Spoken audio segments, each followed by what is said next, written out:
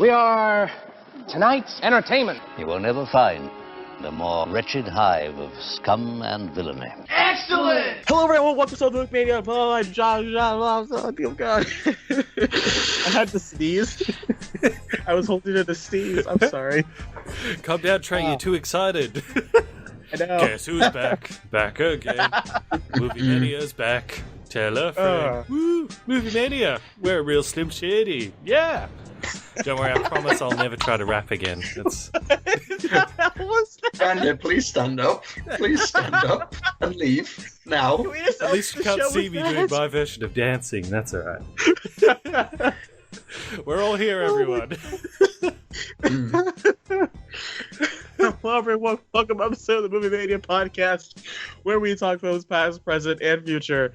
I am Sherman Trey White of Podcast Media, and joining me are the men, the myths, the legend. One's the Last Jedi, and the other's directing Batman, Trilbee and Bandit. Hello. Hello. Holy. We are back. Finally. So All are we together. Are we gonna leave it that glorious intro, Bandit? We must. What are we, some kind of movie mania podcast? I love how the laugh started like before second zero. Like we had to open the show with us laughing. Well, it's been a long time. It's been ages since we've all been together because we've all been slacking off, and I've just not been doing the podcast for a while. I'll be honest with you. Reason everyone's been asking. I think the moment I realized that people were starting to really get annoyed because people were going to my channel and saying they pulled a hashtag Marvel and it's like, give the podcast back to Bandit. I got one of those comments. I was Really? I didn't see them. The one guy was like, I wish this was back on Bandit's channel because then they'd be happening weekly. I like to throw out people. The reason the podcast isn't uploaded weekly, it's not entirely because I just have them all sitting on my computer. Sometimes audio gets corrupted, and sometimes we have stuff to do on Sundays and Mondays, and I have school all week, so that's how it works. Yeah. To that one guy who really can't stand to get, But that being said, enjoy your guys' free content. Whatever. Yeah. Okay. But just in the interest of, Trey, the only thing you need to do now is just become a beauty school dropout. You've got to drop out of school. You got to dedicate full time to the podcast. You know what to do. Oh yes, That's right. Yes, you must sacrifice your education for this. Your job beauty that you school don't get paid education. for. I'm definitely not trying to make a short film or anything. No, don't worry about it, guys. Now I'll dedicate a whole 3 hours to putting this podcast together. How is the short film going, by the way? It's actually, thank you for asking, Bandit. It's going pretty well. We have a full cast.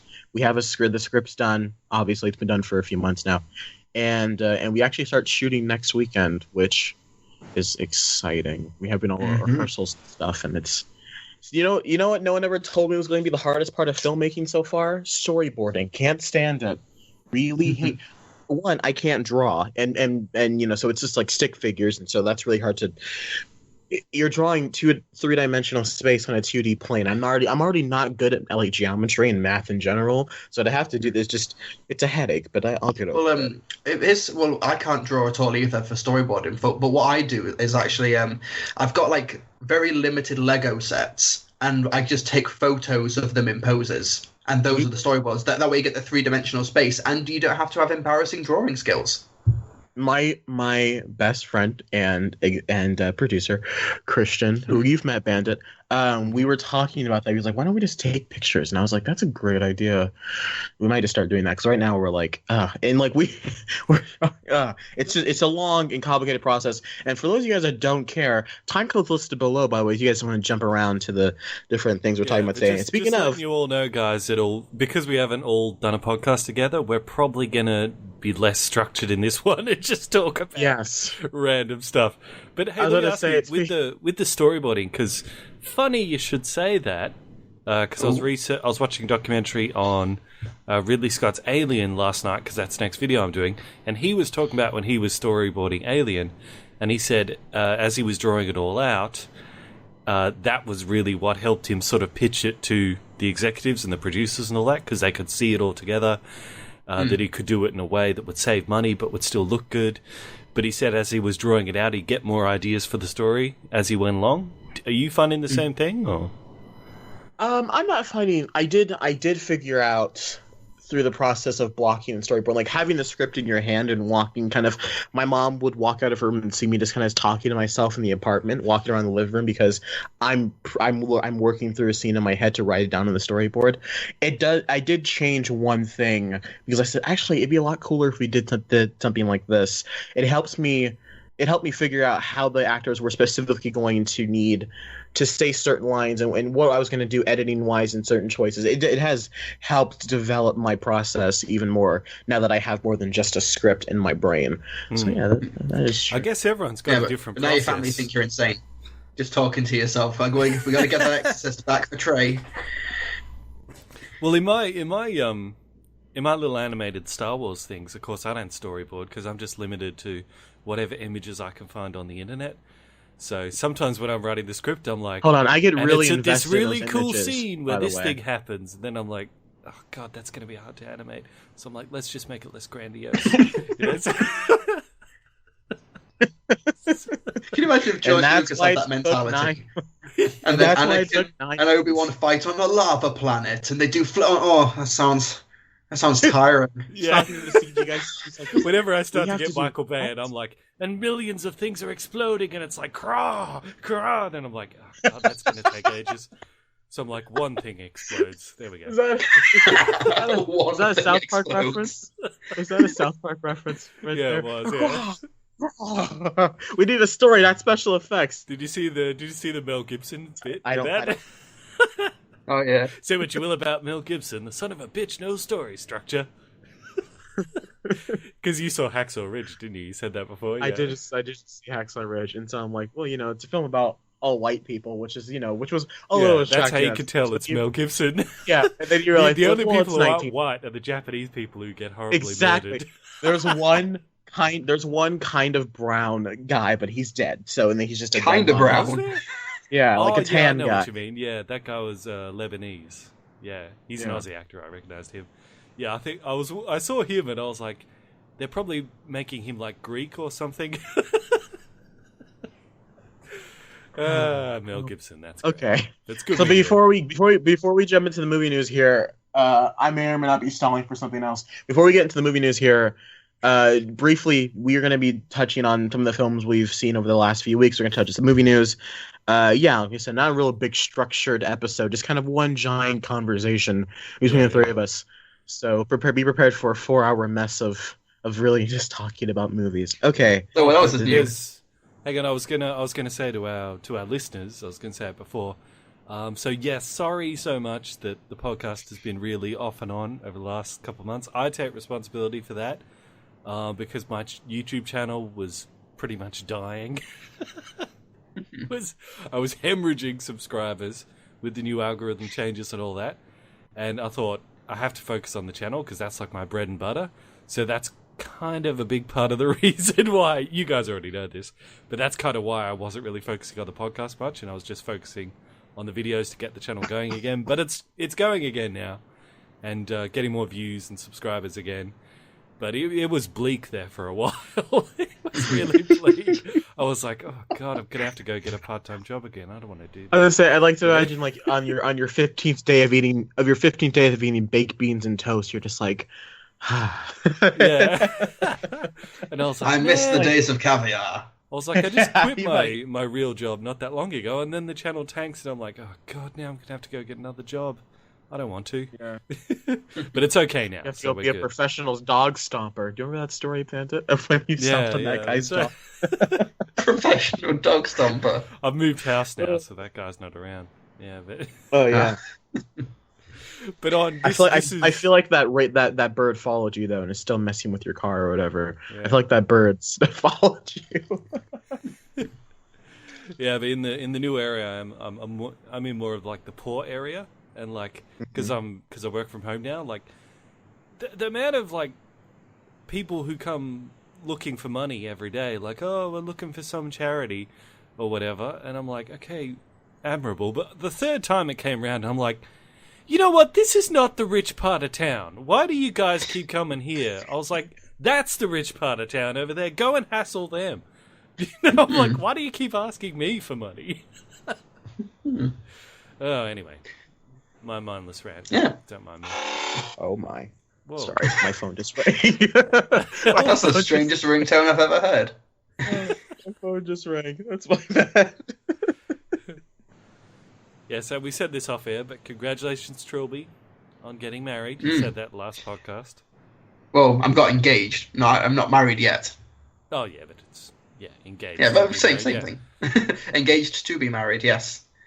That is a thing. But... Cool. We already talked about it off air, so we don't really have much to say about yeah, we used to pull the juicy material. Trilbee. Am I invited to that glorious wedding of yours? I always wanted to go to an English wedding, so, you know. Well, yeah, go on if you can make it. If not, I'll say you're not invited, but then invite you in secret so you can crash the wedding. I got you. Yes. Now, if you could say on air specifically where you plan to have it and what day and time, be perfect. So, you know, you can have all our movie maniacs make cameos at your wedding. Trey, you and me will be wedding crashers. We'll be like, yes, I'll be Vince Vaughn, you know. During the, dibs on Vince Vaughn. During the moment, if anyone knows why these two should not be wed, and then both of you just crash through the ceiling in full SWAT gear, and it's like, we do. We have a podcast to record. Your Honor, I object. It's devastating to the podcast. I'm sure that would go down well. But did you know that if you do interrupt during that moment and you don't actually have a reason, you can be jailed? Really? Me. You're messing up. Yeah, because it's a legit question that they ask, and if somebody even jokingly says me, or if somebody makes a noise during that time, they genuinely have to stop the ceremony, and you can be fined for it if you didn't have an actual reason. That's legit.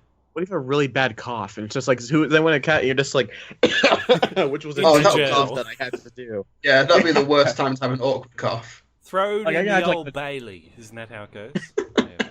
In the dungeon. Take him to the break. Take him to the dungeon and clap him in irons. That's how it works. Yeah, that's how it works in Britain. There we go. Yeah. Put him in the tower. Back in the box.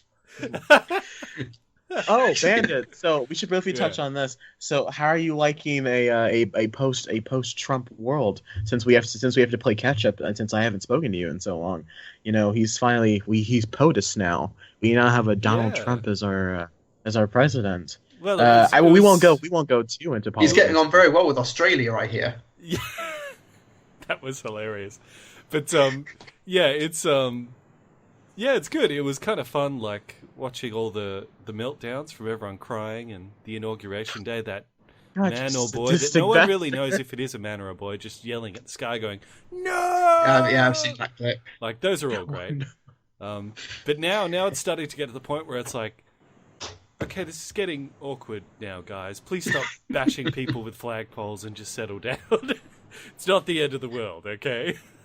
Yet. Yes, I was going to say, it might the doomsday clock did move closer to midnight.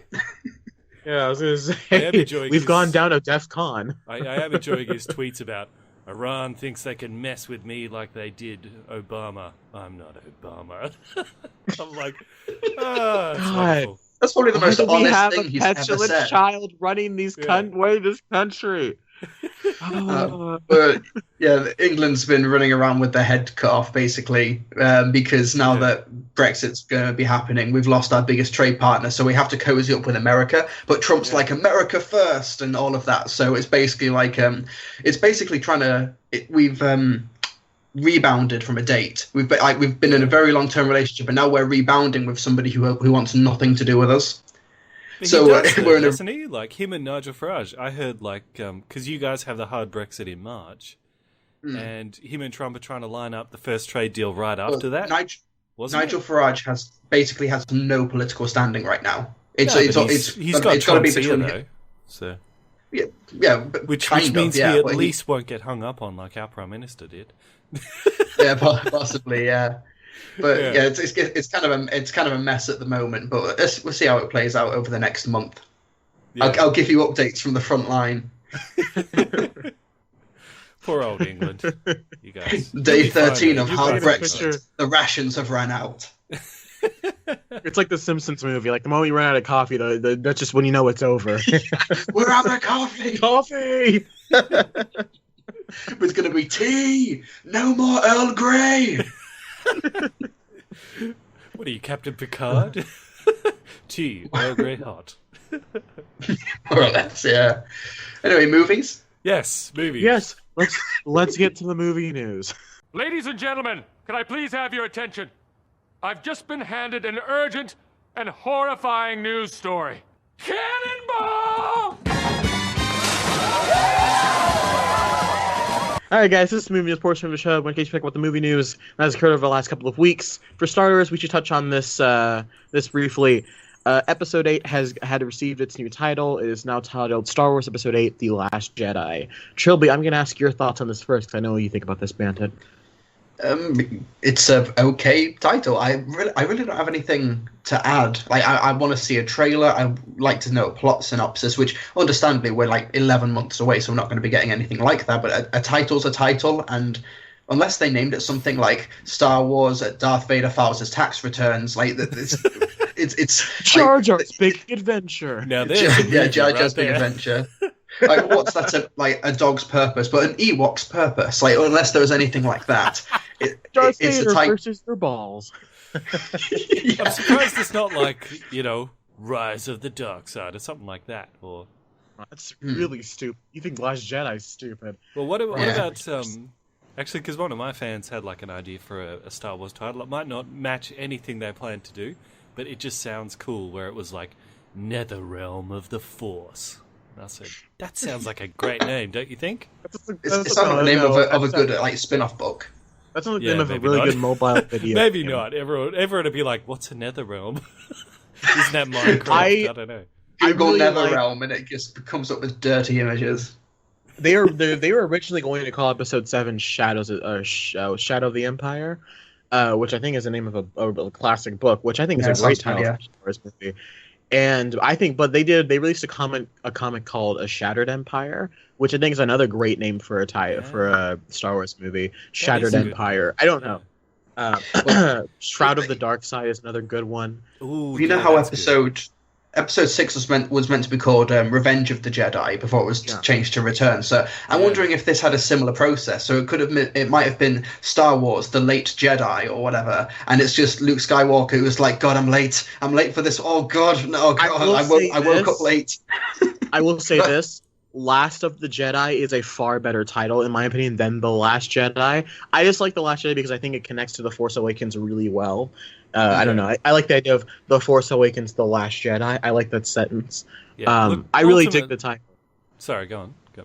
No, it's just I really dig the title, and I think it does what a good Star Wars title does, is it makes us sit here and speculate. Like when Force Awakens happened, my first thought was, it seems a little prequel-y. But then I got around to loving it. Yeah, my first thought, I was a freshman in high school. I'm like, that seems weird for a Star. The Force Awakens. It's like a children's book. Yeah, but when the titles don't really mean that much to the story, I guess. Like Force Awakens, that didn't really have that much to do with the story, so it doesn't really matter if it's called The Last Jedi. It might not really mean anything, but yeah. But you're right. The Force definitely awakened in both the franchise and the film. That's true. I would say, yeah.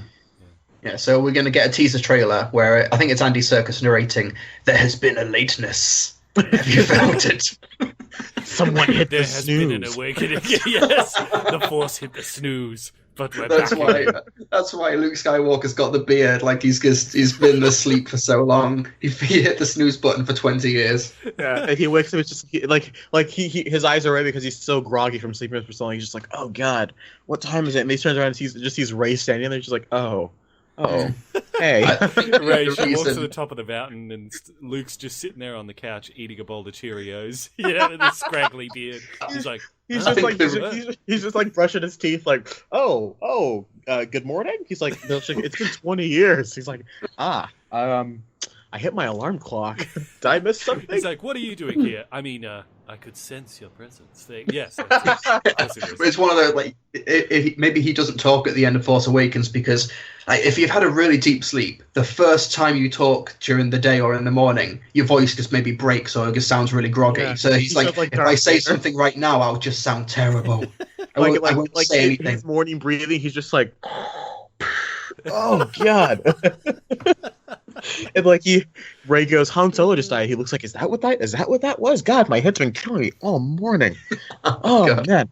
Man, never try death sticks, children. Never try death sticks. Oh.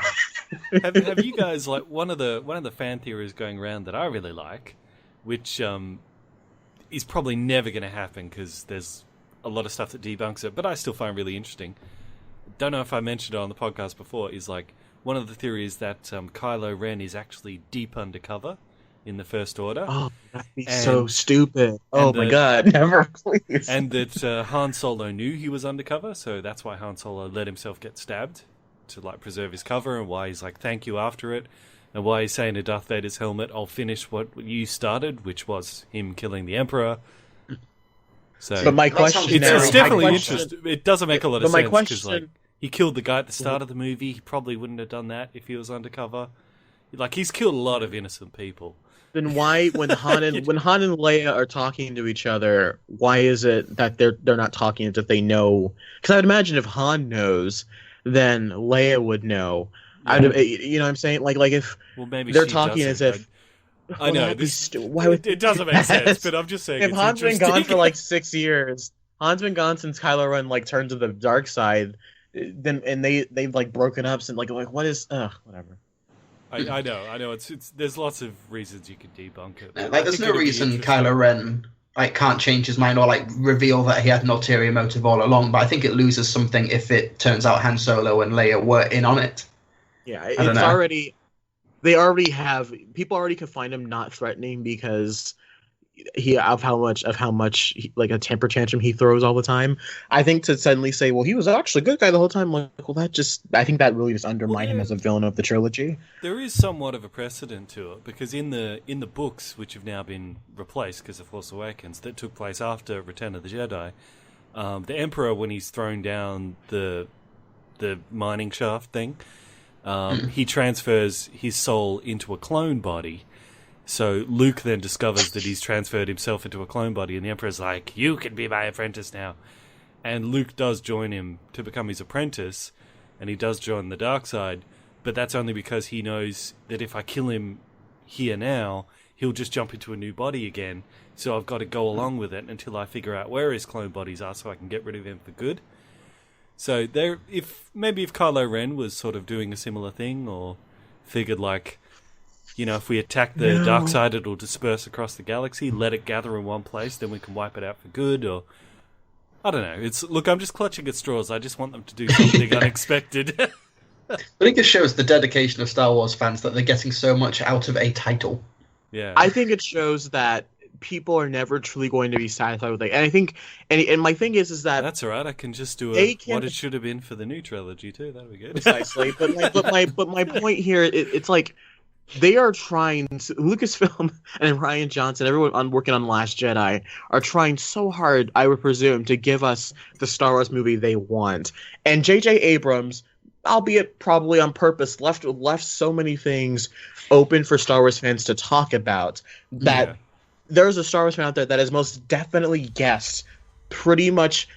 There's been an array of Star Wars fans who have guessed beat by beat what's probably going to happen by the time this trilogy ends. Yeah. Like unless like a nuke comes and blows up everybody, like I would imagine everything that's going to happen has been guessed already. And that's just the problem of having Star Wars in the modern age of YouTube and the internet, and just you're gonna run into that issue of, because like when Episode 7 came out, there were so many different theories of who was going to be this, and Darth Plagueis and Ray Staff being, you know, the lightsaber. And when what we ended up getting wasn't that, there was so much disappointment because it wasn't what we thought it was going to be. And I think that's a big fear of mine going into the Last Jedi. I'm like, what if we just want to get a good follow up to The Force Awakens? Can I just expect that, please? Yeah. I don't know. But see, that's the problem with setting up a mystery, though, is someone's going to guess it.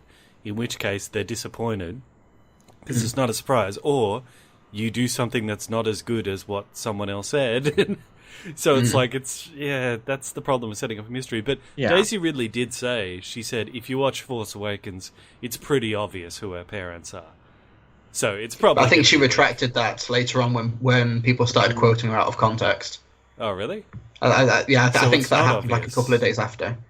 I have no idea. I think it's basically stop asking me. I've got other movies to promote. She's pulling a Ben Affleck. She's pulling a Ben Affleck. Oh, why does everyone want to know about Batman? Why do you think Ben Affleck? Ladies and gentlemen, we have a surprise news story to jump into here, if you guys don't mind. When we're done talking about Last Jedi, the Guardians of the Galaxy Super Bowl trailer has just dropped. I was going to wait until this conversation ended before letting you know. I didn't want to interrupt the flow. My apologies. That's all right. That away from you. Going into a Ben Affleck rant, so we don't need another one of them. So well, that's our next story. That's our next story after Guardians. So I've linked it in the Skype chat. It's a 1 minute teaser. Apparently, the Super Bowl got a 30-second one, but the minute-long extended look has been put online. Okay. Well, I'm going to watch this on my phone. Should we all do here. a live reaction thing of it? Yeah, go for it. Because none of us care about the Super Bowl, but we do care about the trailers that are released during the Super Bowl. Exactly. I'm going to have to unplug my headphones from my microphone to listen to this, so you guys just keep going at it. You ready, Trey? On the run. Da, da, da, da, da, da, da, da. Did you watch it, or Trey? I can hear Trey. Okay, well, okay, I'm going to start watching it now. Okay, I'm hitting play now. We were waiting for you to get it ready, and you've already started watching. Oh. What's that? He says, welcome to the frickin' Guardians of the Galaxy. Only he didn't use frickin'. Look out! Oh, wow. I tried, guys. That's pretty good. I like that. Yes. That's really good. Oh, I'm so hyped. Okay, so I was really concerned for a second because I was like, this looks really similar to what we've already gotten. That was a total disaster. Us all trying to do us trying to all do a live reaction because you just went ahead and watched it, Trey. I thought that was the go. I apologize. You said, hang on, I'll just plug my headphones in, and then we're waiting for you to say you're ready. Then all of a sudden you just start laughing. You're just laughing about, haha, great trailer. We're like, oh, okay, we'll just start watching now, I guess. All right, never mind. Sorry. I specifically said, I was like, guys, I gotta unplug my mic from, I gotta put my headphones. This is why the podcast has to go back to Bandit. Oh, okay. But that chick in the trailer with the weird little antennaes, it looks like she's part of the team now. Mantis, yeah. Oh, okay. That was... Yeah, Mantis. I was surprised that Yondu and Nebula got billing above Baby Groot. But either way, Baby Groot's the the special star thing. It's like like the and Samuel L. Jackson of the Guardians of the Galaxy. Baby Groot's the Samuel L. Jackson. To deliver the zinger. So there you go. That was so only. But yeah, that was a really good teaser. That looked really good. Like Yondu and everyone, it looked really cool. And guys, we still haven't seen any much. I think we pretty much only seen I would imagine the first third, which gets me kind of excited. Couldn't we have gotten a little glimpse of Kurt Russell as a giant planet, though? No. I see him. I want to see his head as a massive planet. Don't you want to see that? I like to think if his head's going to be a massive planet, that needs a lot of CGI work, which means maybe the effects aren't done yet. So I imagine we might get that in the last trailer. But either way, I like how there's it's all atmosphere, all character, no plot. We have no idea what the story of this is going to be. Look out! Cool. Oh, sorry, I tried. it's like I like that. I tried, guys. God, Drax is gonna be so. Oh, I'm so excited. Everybody's really cool. got one friend who's like that. If you fall over, they'll be like, "Oh, careful, don't fall over," and you're like, "I already did. Thank you." I'm usually that guy. What's a bunch of trips? I'm like, "Careful, there's a chair there." That guy. Someone falls over. I'm like, "Oh, hey, man, watch out." So you don't reckon there's going to be a Star Wars little teaser released at the Super Bowl? I don't think so. Not even one of just Luke staring silently for a bit? And then Do you not saying want $5 anything? million spent on Luke staring. No, what Bandit wants, guys, he wants a video that'll get some thousands of views. That's what he wants. Yeah, I've got my Luke Skywalker video ready to go. I'm just waiting for that trailer. Come on, release it. He wants that last Jedi trailer breakdown video. He could get 3 cool things. His Mr. Sunday I've got movies. The clip in my video. It has the clip of Mark Hamill shoving his face in Warwick Davis's, shoving his ass in Warwick Davis's face. It's great. Oh God, good on that's you, Mark great. Hamill. That happened. It's at Comic-Con, and Warwick Davis, because he's a little guy. Mark Hamill just stands right in front of him and does this deep bow, shoving his ass in his face. You're horrible, Mark Hamill, but we love you. But yeah, that was an awesome TV spot. Yeah, it was good. I really dug it. Yeah. That was really... What else have we got news-wise? Well, I guess we should touch on Affleck. Okay, so let's just talk about DC right now in general, and I feel whenever we talk about DC, we always say the same thing. Guys, stop kicking the puppy. We're like, see that dead horse? I'm gonna go beat it for a bit. Just keep beating it. Hey, let me join you. So after the disaster after the Trilbee. Oh yeah, that sounds like it's like Office Space. So after the disaster that was 2016's Warner Brothers, after releasing the trash of Batman v Superman, the absolute wrecking of The Killing Joke, and the absolute abomination that was Suicide Squad. Behind the scenes, DC has been losing directors and left and right. Flash has gone through a couple of directors. Aquaman's looking pretty good, which is fine. There's been so many news about what's going on with Green Lantern. Justice League is going through some apparently some tone changes. We're not getting a second movie anymore. Apparently, Flash. It was announced about last week that we were going to get a page 1 rewrite of the Flash, and our only hope, our only silver lining was at least we have Ben Affleck's Batman to look forward to. Page 1 rewrite means a total do-over, right? Yeah, start again. Starting. Yep, okay. They are rewriting from page 1. And here's the thing: they actually announced that the Flash was going to start filming January 2017, or March 2018 release date, which would have been great, but whatever. But our one hope was that Ben Affleck was going to have a Batman movie out, which sounds pretty sick. I'm so hyped. Until last week, when they decided to announce that Ben Affleck was no longer going to be directing the Batman film. He's still starring in it. He's still producing it, but he's not directing it anymore. I've got 2 things to say about this. One is there is a legit reason he gave, which is if he's acting in it and he's directing it, obviously you have to act and then run behind the camera and figure out everything. If he's doing that while he's wearing this really uncomfortable bat costume that he overheats in, it's going to be really difficult. Bullshit. But when you're wearing the bat suit, you just want to shoot the scenes. You don't want to have to think about everything else. He's had 3 years to tell us that he doesn't want to do that. He's had 3 years. No. Malarkey. I call shenanigans. It's the statement Ben Affleck gave was a perfect diplomatic, professional one, but it doesn't.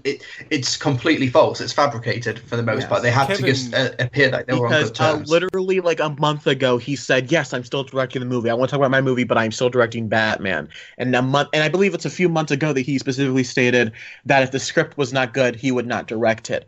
And now he's not directing it. What happened was Kevin Smith did say, I reckon he does want to direct it in case it sucks. He can be like, "Don't blame me. I didn't write it." Precisely. I think that's he's trying to get on that lifeboat before the Titanic sinks. Is what's going on here. And can I just say sorry, Trilbee, you were going to say something. I cut you off. Well, there was news a couple of days after Ben Affleck and Warner Brothers made the announcement that Chris Terrio, who wrote Batman v Superman, had submitted a script for the Batman film. And then I feel like those two are connected. Chris Terrio submits a script, and then Ben Affleck says, "Well, if the script's not good, I'm not directing it." And wasn't he writing this? That's where I'm really confused there, because wasn't he writing it with Jeff Johns? Is that just not happening anymore? Because there was a while ago, he was writing the Batman movie with Jeff Johns. He was developing the script. He was producing it. He was going to direct it. This was his baby for Warner Brothers. I don't understand what happens that causes this all to fall apart. Maybe it's the Live by Night situation. But I don't think Live by Night is that big of a deal, because it's going to lose Warner Brothers some money. But remember, the last time that Ben Affleck directed and starred in a film, it won Best Picture. Exactly. He won the Directors Guild of America Best Directors Award. And I don't buy this thing of, if the script's not good, I'm not going to do it. I don't buy that either, because Ben Affleck Go find a comic book that's popular and just do that. It's not that I hard. thought that's what he you was. don't He have got to the worry writer of the about writing comics. it. Yeah, he got the writers of the comics to help him develop the script. So I do believe. Right. So I don't buy that excuse either. I think what's actually happening is because we all remember from the Sad Affleck video, viral video. All right. To be fair, he had just gotten divorced. He was going through a divorce. Yeah, at the point. But we all know he happening. was also Sad Affleck because he was not happy about how Batman v Superman was received. So I think he's hedging his bets because first he pushed this solo Batman movie back. Now he's not directing it. I think he's hedging his bets because he wants to see if Justice League is going to tank or not. Because if it is going to tank, maybe he just wants to say, you know what, I'm not going to be Batman. So I think that's why he's pushing it back so we can see how Justice League is received. Because rumor has it Justice League is also a total mess. So if it is and he quits as Batman, that could be the end of this DC universe. I'm just looking at the production history of the Batman film, and Trilbee, Chris. you're right. Trilbee, you were right. You called this like what before Suicide Squad came out. You're like, you know what? Just reboot the whole thing. Just reboot all of it. Yeah. You called it. It makes the most sense. But I'm just looking at the production history, and July 2015. This was first announced and talked about, and it was announced that Ben Affleck would co-write the script with Jeff Johns. Chris Terrio has not been in the picture until the news broke like a week ago. Chris Terrio's had no public creative involvement in the Batman film. He wrote Justice League, and then he co-wrote. He went in and redid some of the script stuff for BVS after David S. Goyer was. I guess he was pretty much dropped from the. I don't know, but David S. Goyer was writing BVS, and then Ben Affleck brought in Chris Terrio to help fix the script some, apparently. But it's come at terrible timing as well, because the past 2 weeks we've had 3 bits of terrible DCEU news. Like The Flash has lost its director for the 3rd time. Yeah. This is the third. That was the dope. That was director. the dope guy. The dope guy, right? The one that the dope guy. Yeah. God, dope is so good. And previously it was Seth Grahame-Smith, and previously it was Phil Lord and Chris Miller, who dropped out to do Han Solo, which looks fun, by the way. Yeah, tweeted a picture. They've started filming. Yeah, Han first shot, which was clever. Yeah. That's very clever. And David Ayer essentially came out on I think it was on Twitter, where he essentially apologizes for Suicide Squad, and then this news comes out. This is Ben Affleck is a Oscar caliber director. He's incredibly he's a great filmmaker. He's really reformed over the past decade. And when it comes to I don't know if I can direct and star in it, when you have that responsibility in a film, you basically have to trust most of your film with your first assistant director, your first AD, because they essentially direct the movie for you based on your criteria and your specifications when you're on camera. And I imagine Ben Affleck has got a good relationship with his first ADs if he's done Live by Night and Argo and The Town and all of that. So I don't think that's an issue at all.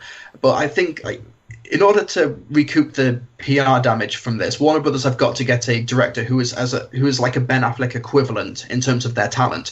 But because they've driven away so many directors like Guillermo del Toro, Phil Lord, Chris Miller, Seth Grahame-Smith, Rachel McLaurin, who left Wonder Woman ages ago, and all of these, who's going to want to work with Warner Brothers? Yeah. Who's going to want to be in that position? Zack Snyder announced as the director of the Batman, and everyone just is Brett Ratner is the director. Brett Ratner directs the Batman. I know that Marvel had a similar issue with Patty Jenkins and Edgar Wright, but those were they made a lot more sense than this Ben Affleck thing. This seemed like it seemed like more of an amicable split, whereas this just reeks of behind the scenes issues that are coming from the ground up at Warner Brothers. And they only lost one director, mind you, not 4 or 5. So yeah. And you know what? But Warner Brothers, they brought this on themselves, because all of this could have been avoided if they just paid attention to the fan reaction to Man of Steel. Actually made some, we all knew after Man of Steel exactly what they need to do. We've been saying it ever since then. They need to lighten up. Yeah. They need to focus more on the comics. Doesn't have to be like Avengers, but lighten up, make it more colorful. Hire a proofreader. Stop trying to shove in these Zack Snyder God themes all the time. It doesn't work. Just have fun with it. But they apparently are insistent on not learning that lesson. So you know what, Warner Brothers? If this whole thing does collapse, could be the purpose of your life is to serve as an example to others. To quote one of my favorite YouTube philosophers. That's true. The first step one probably should have been reevaluating Batman versus Superman. Yes. Essentially, I mean, they rushed into it too quickly. what they should have done was just do Man of Steel 2 and start developing a universe. You have Man of Steel 2 be your setup movie, sure, but don't forget to tell a Superman story first. And like, that's you want what Lex everyone Luthor in said. there. That's what everyone said after yeah. Man of Steel. They said, can't wait for the... No one asked for Batman versus Superman. Everyone's like, can't wait for the next one. Hope we get a good Lex Luthor. Maybe they bring in Brainiac. Everybody said that. That's what everybody wanted. Maybe we can hint at Wonder Woman or something. Maybe we can hint at that Batman exists in the universe. Maybe, and then they ask Ben Affleck, and you're like, just Bruce Wayne, not Batman, but just Bruce Wayne. Yeah, like, that would have been great. But no, they had to do Batman v Superman, didn't they? And throw we were in just, Wonder and we were all Woman, just like, Flash, okay, and throw in Aquaman. Just how are we going to do it? Just put them in email attachment. Doesn't matter. Whose idea was that? Yeah. Come on. I think one big issue with Warner Brothers is that they're clearly not giving the directors that they hire final cut on the film. Like, Zack Snyder didn't get choice on final cuts with Batman v Superman, which is why we've got the extended edition. And same for David Ayer. Like, it seems to be like a creatively stifling studio to work with for these properties. Like, Warner Brothers can do great work. They're one of the best studios out there. Like, Mad Max Fury Road is like one of the latest Warner Brothers crowning achievements, where they trusted George Miller, they trusted his vision. He presumably got a final cut of that film. Yeah. Whereas with DC, they seem just so much more scattershot, and they just seem so unwilling to trust the talents that they hire and bring in. Really? Because I thought with Zack Snyder, they also gave him free reign, and that was the problem. He got creative control. Him having free reign is a disaster. Except in the final cut, because BVS turned out to be half an hour short of what Zack Snyder wanted. But even the Ultimate Edition isn't spectacular. It's like a 6 out of 10 film. So, that's comparing it to the 4 out of 10. That was BVS. Yeah. God, that movie. It's a messy time. No, that was all I had to add. You know what I was thinking about BVS the other day? I forgot to include this in my big review of it. But like, can we just stop hating on Batman v Superman already? The movie's fine. Just one thing. It's like when Flash comes through the portal and he's like, I've come back too far. And then he's like, she's the key. It's Lois. If he had said Superman's mother is the key, then when he says save Martha, it would have connected in Batman's head. He's like, oh my God, I have to save Superman's mom or else he'll turn evil and we'll get that nightmare dream sequence. That would have made so much more sense, rather than save Lois when she's not even in any real danger in that movie. Apart from when she's drowning trying to get the spear, and Batman doesn't even save her. It should have been Batman goes and tries to save her, and then he starts drowning. Like, what is? It's like, come on, Batman! You were supposed to look after Lois Lane. She's the key, and Superman has to save her yet again. I think what was happening in that Flash sequence when he visits Bruce Wayne in the Batcave, I think what was happening was that Ezra Miller actually went back in time, saw Ben Affleck in his office, and was like, hey, get out of the Batman! It's not gonna work. I was gonna say, it's like hizzy. Rotten Tomatoes. 12% on Rotten Tomatoes. Razzie nominations. Which, actually, Ben Affleck has been nominated for a Razzie for Worst Actor for Batman v Superman, which I don't think is fair. That's more like a guilty by association nomination. I don't think that's fair. He was the best. Give it to Jesse Eisenberg, please. Give it to Eisenberg. Jesse Eisenberg should get the Razzie. Yeah, or Jared Leto, who is also nominated. Is he good? God, that. But you know, at least I think he is. I do hope Henry Cavill gets some other roles in some other movies, because he could be a really great Superman. He just never got the chance to be it yet. And we'll have to see in Justice League. If you guys have ever seen that. What a waste of what could have been a fantastic Superman. Just, ugh. Yeah. Every time I'm sad, I watch that first flight sequence from Man of Steel when he first learns to fly. And that scene always gets me so excited for what could have been. Yeah, because that's the one time he smiles. It's so joyful and like exciting. It still has that Zack Snyder style to it of, the zooms and the intense music and the drums, but he's like smiling and it's hopeful, and the Hans Zimmer score is incredible and it looks really good too. I just whatever. I was thinking Man of Steel. Sorry, Choba, but do you know Man of Steel ends on a smile? The final shot of Man of Steel is Superman smiling because he goes and talks to Lois, and they both smile at each other.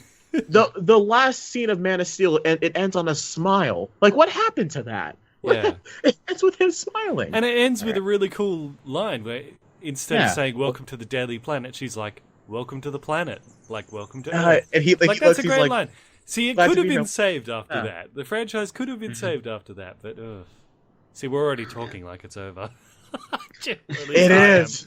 Might as well be. But I'm optimistic for Wonder Woman. I'm really hoping Wonder Woman is good. Yeah, I'm not. looking It forward won't to be. Wonder Woman. Fingers crossed. I think there is going to be a Wonder Woman. Oh no, I don't think Warner Brothers actually bought any Super Bowl spots. I think that was a news story. So there's not going to be anything for Wonder Woman or Justice League at the Super Bowl tonight. Oh no. Bandit's over here like, my views. My views. YouTube algorithm. YouTube algorithm everywhere.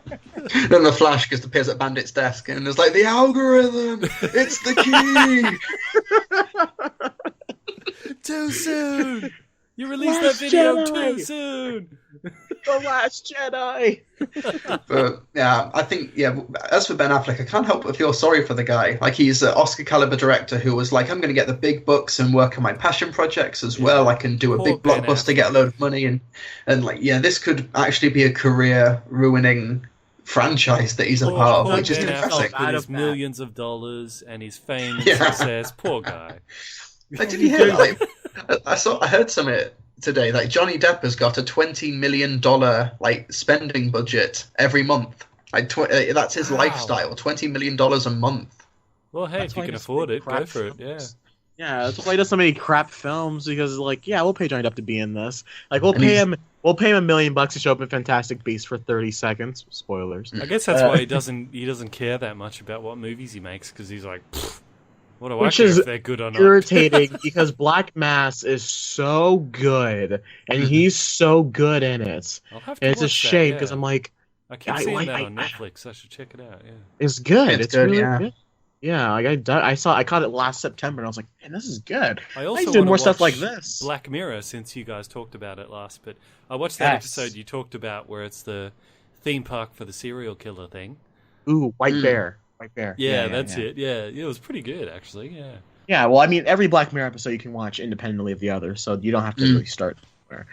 Awesome, I recommend the entire History of You, which is the 3rd episode of the 1st season. Yeah, that's really good. What's the one you were talking about where they block people? White Christmas. White Christmas. All right, I'll check that one out. Yeah. That one has John Hamm in it. There's so much stuff I want to watch, but yeah. Anyway. Yeah. So much great TV. House of Cards comes back in May. Sorry. That was yes. I can't wait. So ready. Because that season's the 3rd season is going to be of an election. So yes, it'd be interesting to see if because they would have made that during the Hillary Trump thing. So it'll be interesting to see how much of it bleeds into the House of Cards. It's very likely that there's been massive rewriting, because they probably would have thought, Hillary's going to win. And then, yes. Yeah, kind of like how South Park had to rewrite their election episode at the last minute because they thought Hillary was going to win. Have you heard how South Park said they're going to stop making fun of Donald Trump because it's impossible to do parody of him now? Yeah, I've heard that. Although I will say, Saturday Night Live have been doing a good job of it. Like, they've been trying, and I think they've been doing pretty well. But that Putin stuff last weekend was pretty. It was pretty. Oh, again, that was pretty great. Have you seen their interpretation of Sean Spicer? It's Melissa McCarthy, and she's perfect. She's so good. I did like how they were talking about the debates, and like Hillary's over here. He's just like he's in cahoots with Russia. He's like, I never heard of Russia. What is a Russia? And then it's like, I'm going to the store. Once I was like, nah, baby. Like, he gives him a kiss, and I was on the floor rolling. I did love SNL's election coverage. They just did a really good job. Yeah. And like Trump's clearly like just pointing out all these awful things, and Hillary's like, should we like say something? And the debate person's like, no, man, please stick to the question, Hillary. I do like Alec Baldwin as Trump though. He's pretty funny. Yes. Yeah. I liked when they did that their parody of where he's taking questions from the reporters, and he's like, and it was after that whole stupid thing about the PP Gate or whatever they called it, which is all made up, by the way. But yeah, probably. But you can believe it to be real. Like, that's why it sounds like. He's like, who's with me? Urine. Great. And the little flag he's wearing, where it's supposed to be the pin of the American flag, it's actually the Russian flag. Yeah, that's such a great detail. They've never drawn attention to it, but it's funny when I watched that sketch. I'm like, now I understand the protest. Those people think this is real life. Either way, was there any other movie news? Yeah, I was going to say, I was going to step out from that one. Get to pull back before we offend another 80% of our audience. Actually, I'm pretty sure most of our audience are Trump supporters. That's just from the comments I read. I've gotten a couple of N-words, by the way. That's not okay, guys. There seems to be a lot of Pepes in my comment section. That's fine. Yeah, whatever. I want to. You know what? We're like an hour into this, so we can jump over the Oscar nods. Unless you guys have anything you want to specifically touch on. Oh, I'm just hoping Carrie Fisher. I haven't mentioned that before. And John Hurt. She went to the giant cocaine cloud in the sky. Rest in peace, Carrie Fisher. Bandit. She wouldn't mind me saying that. She'd be fine. No, she wouldn't. But come on, man. Like you could have like a Star Wars joke, like how she went to the giant Death Star in the sky. Well, to be fair, in she requested her own obituary, saying that she wants it reported that she was drowned in moonlight, strangled by her own bra. If anything, Bandit's just being like in keeping with her spirit. Is that really what she wanted? That was her obituary request. God, Carrie Fisher was awesome. And apparently, she requested Harrison Ford to do to sing at the Oscars for her in memoriam. That's pretty funny. Wow, so we might get Harrison Ford singing at the Oscars. Can you imagine if Harrison Ford could start singing "Another Day of Sun" from La La Land? Another day of sun. City of stars. He'll probably do it too. He'll do something for her. He's a good sport. Yeah. Especially when he has to worry about Star Wars. He's such a nice man, but he bring up Star Wars, he's just like, he'd be happy now because he never needs to worry about doing it again. Like I said, he's like, I'm dead. I'm never coming back. And they'll be like, hey, we want you as a ghost. He's like, no. When they asked him the cameo to star in the prequel, the Han Solo prequel, he crashed his plane. Yeah. Crashes his plane again to avoid getting out of it. Yeah. It's like, Harrison, quick, crash your plane. No. But how weird is it that Carrie Fisher died and then her mother died like 2 days later? It's not necessarily weird. It's tragic, is what it is. But yeah. I mean, it's just she literally she pulled a Padme, for lack of a better term. She died with a broken heart, which is it's because those two they were so close to each other as well. Yeah, it's like twins. If one of the twins dies, the other one just dies as well. And I think that really speaks to. And like what you said about what Carrie wanted at her obituary and what she wanted Harris to do really speaks to how she was as a person. And we talked about this last episode, but it's really tragic that she's gone. I'm really sad to hear that. I'm also really sad to know that episode 8 will be the last we probably ever see of her. Yeah. And now they've also written that she's not going to die in this movie because they apparently had plans for her in episode 9. Yeah. I'm interested to see where they go with it. But now they're going to have to. Like Princess Leia, they're going to have to write her out somewhere now, so they're probably going to have her die off screen, maybe. Which I think is, I would hate them to do that. That means they can't kill Luke now, because you can't kill Han Solo, Princess Leia, and Luke all in the same trilogy. Oh, I thought that's where they were going. I thought absolutely they were going to kill them all. Well, it makes things more complicated now, if that was the plan. Yeah. Well, I would imagine, like, how I have a prediction about the crawls in the original trilogy or the sequel trilogy. You know how episode 7, it's like Luke Skywalker has vanished. I thought it'd be kind of cool if episode 8 opens up. It's like Luke Skywalker has been found, and then episode 9 could be like Luke Skywalker is dead. There, that's my prediction. My theory was for a long time is that Rey turns to the dark side, and episode 8 ends with her killing Luke Skywalker. That's my theory. I'm not sure that's going to happen anymore, but that's just where I thought it was going to go. Actually, like, if they're not going to turn Luke evil, which of course they're not, even though I'd love them to, but if they're not going to turn Luke evil, I think, like, the best option after that is to let him survive the trilogy, wait until Mark Hamill is, like, 70 years old, and then you could do one movie that's, like, Luke Skywalker's one last journey, and then you kill him in that. Like Old Man Logan, but with Luke Skywalker. Old Man Luke. Yeah, like that. Old Man Luke. Cool hand Luke. Cool hand Luke. How old is Mark Hamill now? He's like 50 or something? He's going to be in his 60s. Because I know Harrison Ford's in the 70s. He's 65. Yeah, because Wow, Carrie okay. Fisher was the youngest out of all of them in the which just sucks that she died first. Which is So yeah, keep God, him that's alive, trash. and then you can do one last Luke movie 10 years down the track, and just hope he doesn't die. I'm down for an anthology just about Luke. That sounds kind of cool, actually. But I don't. But just to at the wrap same up time, his story, that'd be nice. Yeah. I think it'd be nice to close off the hand because this trilogy essentially. I hit my pop filter. Whoops. This trilogy is kind of all about handing off the torch because the last movie literally ends with her passing the torch to Luke and be like, "Well, you gotta help me through this." And I think to have that moment of Luke, maybe he doesn't have to be burned at the pyre like Qui-Gon or Vader, but I think to have Rey, if she's not going to turn to the dark side, have the trilogy end with Rey being the Jedi, with Luke being gone, with Han being gone, and if Leia can be gone, that's whatever. I think it's kind of, I don't know, poignant to the right poetic to have Luke be like, "Oh, I'm gone now, but now Rey, you're the hero, and you can do more movies." Because that way, even if they do take 5 years of a break and move on with these characters in the next trilogy, you don't have to worry about Episode 10 having to focus on a whole new group of heroes because you still have Daisy Ridley being alive and whatnot. Yeah.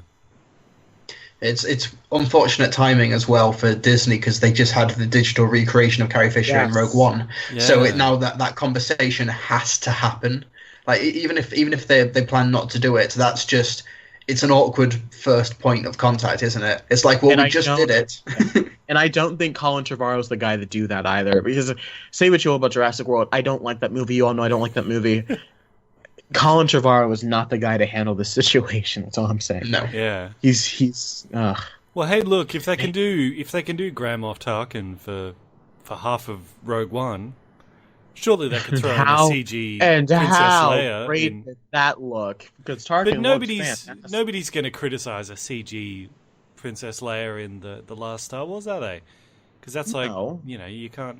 But it's not about the CG. It's about recreating a dead person. Like granted, Peter Cushing's been dead for 20+ years, Yeah. but to then announce that you're gonna recreate Carrie Fisher not even a year after she's died, because Episode 9 comes out in a couple of years in 2019. Wow, it's so close, oddly. To say, oh, we're not gonna have a CG Carrie Fisher because DC people could find that incredibly disrespectful. I'm fine with them doing a CG Leia. I just don't want Carrie Fisher's kind of last hurrah in film to be this weird CG Paul Walker creepy-esque thing that's not perfected yet.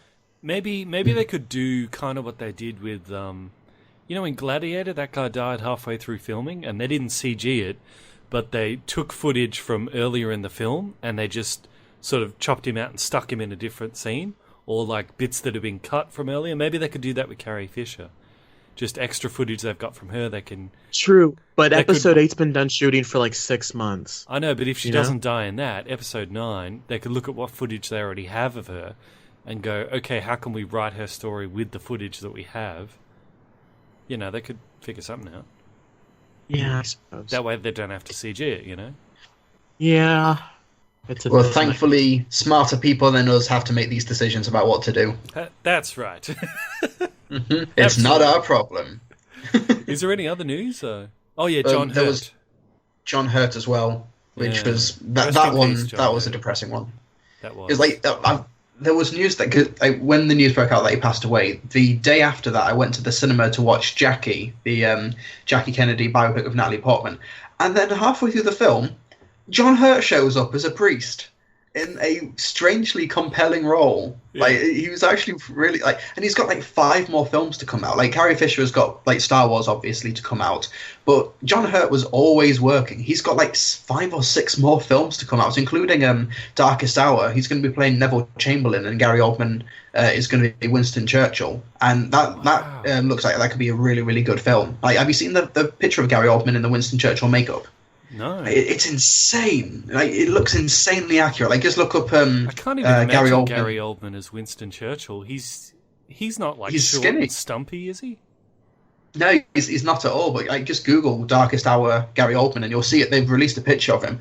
But yeah, John Hurt. That was a depressing one, especially because I love Doctor Who and watch Doctor Who a lot, that he is technically a Doctor who we've lost recently, which is some depressing news, because he played the War Doctor in the 50th anniversary special, and he was amazing in that.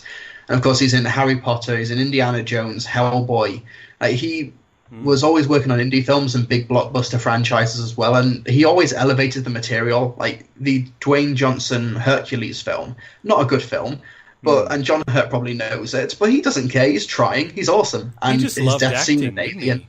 He just loved acting. Yeah, did it right until the day he died, I guess. Yeah, he did. Yeah, and he in the Elephant Man as well, which for me is going to be the definitive John Hurt performance. Ironically, like even though he's just covered in a huge amount of makeup, he gave that character so much humanity. Yeah. Stop it, Bandit. No, but it's not. Maybe inaccurate. that was his last words. I don't know. It's not inaccurate, but and of course the iconic voice as well, like that gravelly voice that he never seemed to not have. Like in he voiced the dragon in Merlin. He was the original Aragorn in Lord of the Rings. Watership Down. The guy got around. He's like got 200 film credits or something. He was I know him as he's the one that gives Harry Potter the wand, right? That's how I know him. He's Ollivander. Yeah. And he's one of the hands Harry Potter. He often played like the wise sort of characters, but he could play the villain too. Watch him in Rob Roy. It's a Liam Neeson movie. Did I hear he's the bad guy in that, and he's real evil. Does someone have a crow in their house? Is that my window's open because it's too hot? Okay, here. It's summertime. I just heard a caw. I'm like, yeah, my neighbor was whippersniffering before. Yeah. Whatever. And there were so many stories that are coming out about like John Hurt afterwards. Like he was always so like he'd often just go to the pub and go to a bar and just drink on his own. And when people wanted to join him and talk to him about his career and everything, he'd do it and he'd buy them drinks and he'd just get absolutely drunk with them. Like he'd get drunk with fans and one thing that's just an extra layer of sadness is that he died a couple of days after his 77th birthday. But yeah, he's got 2 kids. He lived a very prosperous life with a great career. Sure did. Guy's awesome.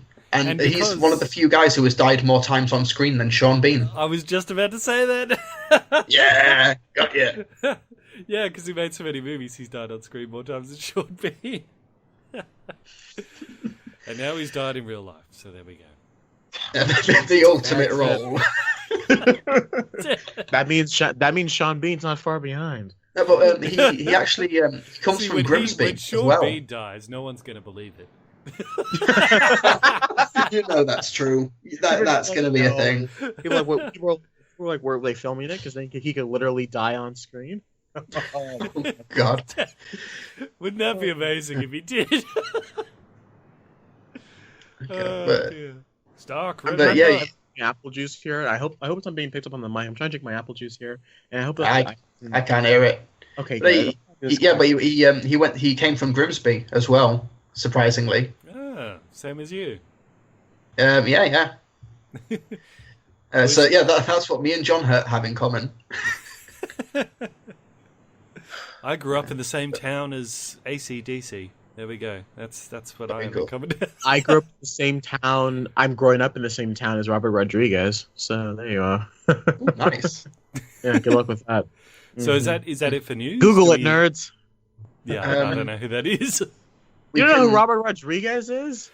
It rings a bell. Spy Kids. Desperado? Really? Sin City. Sin City? Oh yeah, I know Sin City. Yeah. Wow. There we go. Well, Do we have my heritage? So is that it for news? We got anything else? There was the Oscars, but we've not seen many of the films that have been nominated. Like most of them haven't come out in the UK yet. Chappy. Okay. Could do, maybe. Who knows? Uh-oh. My neighbors just cut on their loud music. But with that being said, gentlemen, do we have homework? Did we have homework? Do we have homework? This week, each one of you has a homework assignment. Your homework is to listen to some real music, get inspired. Is this your homework, Larry? Down with homework? Alright guys, this is the homework portion of the show where we talk about movies we were either assigned to see or just saw on our own. Trilbee, why don't you go first? Well, I saw the highly anticipated Lego Batman movie, which was one of my most hyped films of 2017. And after seeing the film, I want this movie to crush Batman v Superman in terms of box office. I want this movie to be the highest grossing Batman movie ever made, because I don't think it's the best.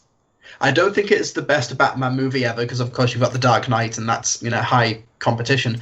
But I think it is the best movie, like the most enjoyable Batman movie ever made. It is. Well, Batman v Superman made $900 million. How much did The Dark Knight make?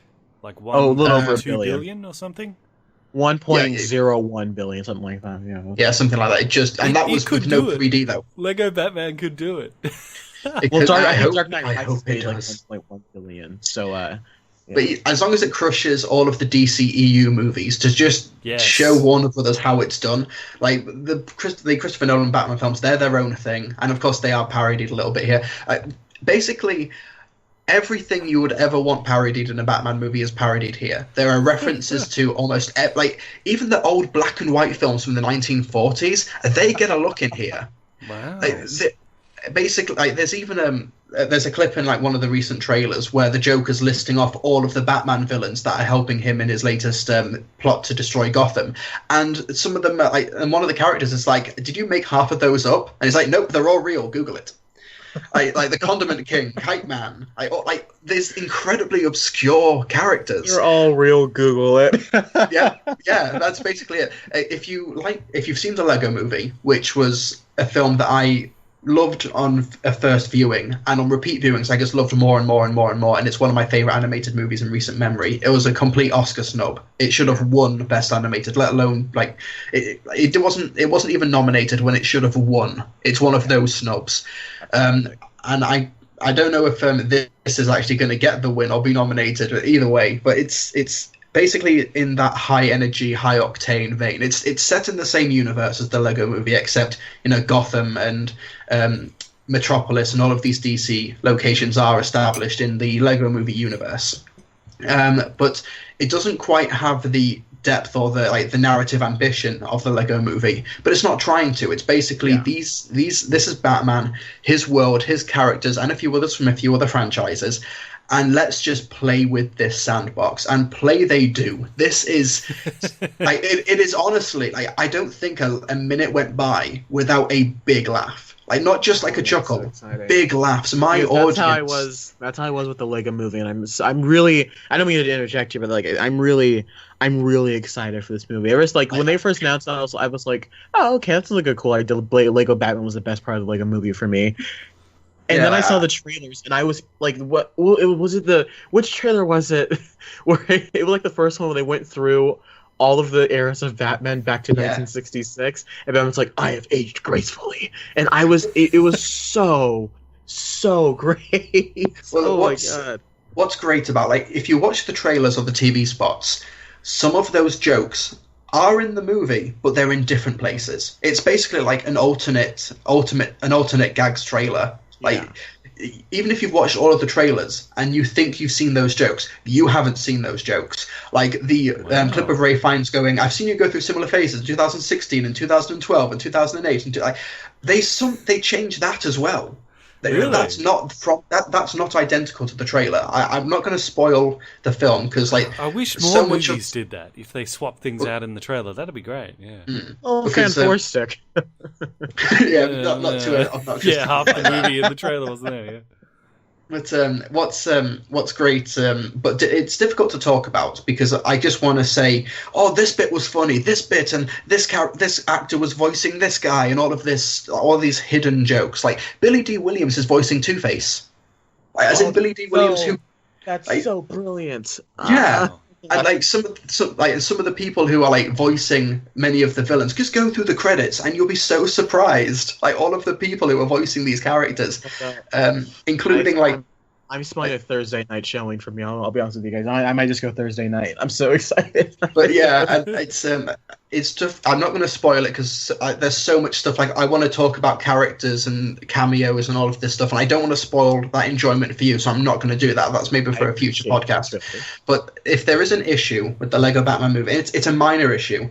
It's that it has such high octane, fast ADD moments and scenes and sequences that when it does slow down, it doesn't slow down gradually. There's a lot of great character beats, some genuine emotion. Like I was welling up near the end. That's impressive, but it doesn't do it gradually. It's like clipping the trailer when Robin's got no seatbelt on and they crash and they stop the car suddenly because that old lady's in the road.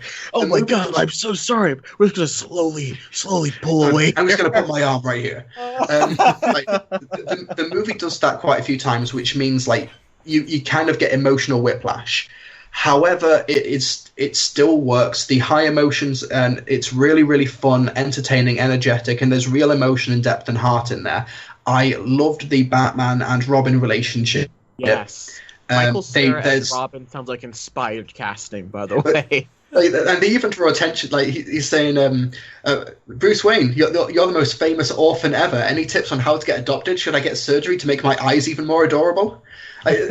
Michael Cera, he nails this interpretation, who's basically just like a 7-year-old Robin. There's this one joke in the trailer, I think it's in one of the TV spots, and like Barbara Gordon's talking to Bruce Wayne, and Robin's just like, is that your son? He's like, no, he's not my son. She's like, it's weirder if it's not your son. And I'm like, that's a great little gags like that I'm really excited that because one of my favorite parts about the Lego movie is that, granted, on repeated viewings, what makes the Lego movie great is that it has social commentary and a great theme and little details like having thumbprints and fingerprints on the paint of the Lego characters show that people have been playing with them. Yeah. But that first viewing of the Lego movie, you're just taken aback by how awesome all these jokes are. And the opening scene, you can argue it's like breakneck pace, but you're laughing the entire time, and it's really funny to say. Yeah, so I'm getting really excited. The opening 5 minutes of the Lego Batman movie is possibly some of the best it's probably the best 5 minutes I've seen so far this year. Like obviously it's only February, of course. It happened last year with Deadpool. People are like, the opening credits are incredible, and I was told that the opening scene of this movie is really funny. Yeah, the opening's amazing. It's got one of the best callbacks to the 1989 Batman ever. But what makes this such a brilliant parody is that it pokes fun at Batman numerous times. It pokes fun that he's basically a moody teenager. Why is Batgirl called Batgirl and not Batwoman? What does that mean? It should be Batboy. Like all of those things. It draws attention to all of these flaws or these silly, outdated concepts of Batman, but it does it with affection. These guys love Batman, and that's why they're mocking it. Like they don't think that they're above the material, whereas I think Zack Snyder and Christopher Nolan, to an extent, thought that they were better than the material. Christopher Nolan thought, okay, these are just funny books. Let's try and make them gritty crime thrillers. At that time, it was needed for Batman at that point. Yeah, absolutely. I think after Batman and Robin, I think it was kind of overcompensating, but you got a great trilogy out of it. Like, I'm not criticizing that trilogy at all, but Christopher Nolan he's not a big fan of Batman as, like, in terms of the comic books and his legacy. He kind of thinks he's above Batman, which maybe he is, who knows, but you get that sense. Whereas with Lego Batman, they recognize the flaws and the silly concepts, and yeah, maybe it is stupid that Robin is just an 8-year-old boy in tights. It's a bit weird, but they do it with affection. They poke fun because they care, and there's a lot of heart in this film. I don't think it's as good as the Lego movie, but what is? But maybe like Lego movie is a film that you watch it for something like, oh, that was a good 8 out of 10, and it slowly becomes like a 10 out of 10 over time. It's a slow burn of greatness, I think maybe Lego Batman might do that. In time, Lego Batman might do that with me. Who knows? But all I know is that it's probably going to be one of the funniest movies I see this year. It's like Will Arnett is probably the best Batman we've ever had. I love his distinction between Batman and Bruce Wayne voice, by the way. I love how there's like a subtle difference between Batman and Bruce Wayne. Well, it kind of plays with who voices Batman in the animated series? Kevin Conroy. Kevin Conroy. He said that when he voices Batman, he uses his normal voice, whereas he changes his voice for Bruce Wayne because Batman is the real person and Bruce Wayne is the secret, is the alter ego. Yeah. And I think Will Arnett's doing a very similar thing, but of course he's playing it more for laughs and comedy. Batman is he's going to a public event and he refuses to take off his armored cowl because that's just who he is. He doesn't want to get changed into his secret identity. Oh, that's funny. Like stuff like that, and I honestly think I could probably spend 5 minutes just naming joke after joke after joke, and there'd still be about a million other things in the movie that weren't spoiled for you. Just don't fall asleep or always pay attention during the film because there's going to be so much. I think Harley Quinn hardly has anything to do, which is a bit annoying. But Bane is awesome. I'll say that. I saw a clip of that. They get that was unnecessary. Does he have the Bane voice from Dark Knight Rises? I won't spoil it because I think that's a joke in and of itself. But Channing Tatum and Jonah Hill come back as like members of the Justice League. Yes, that was one of the best parts of the Lego movie. The Justice League. There's a scene with the Justice League, and it's one of those things that I'm surprised the comics themselves haven't done it. If they have, I probably missed it, but it feels like something that should have been done in the comic books by now. But Lego Batman just takes the concept and really just mines all the comedic potential out of it. It's a terrific film. I don't want to overhype it. There we go. Yeah. But yeah, the Lego Batman movie is, I think it's my favourite film of this year so far. It is just terrific stuff. It's full of heart and joy and wonderness and all the great hyperbolic compliments. I'm really looking forward to where this franchise goes. I love Lego Batman movie, and I hope you folks enjoy it too. It's really good. Okay. Well, what would you give it out of 10? I'd probably go for a 9.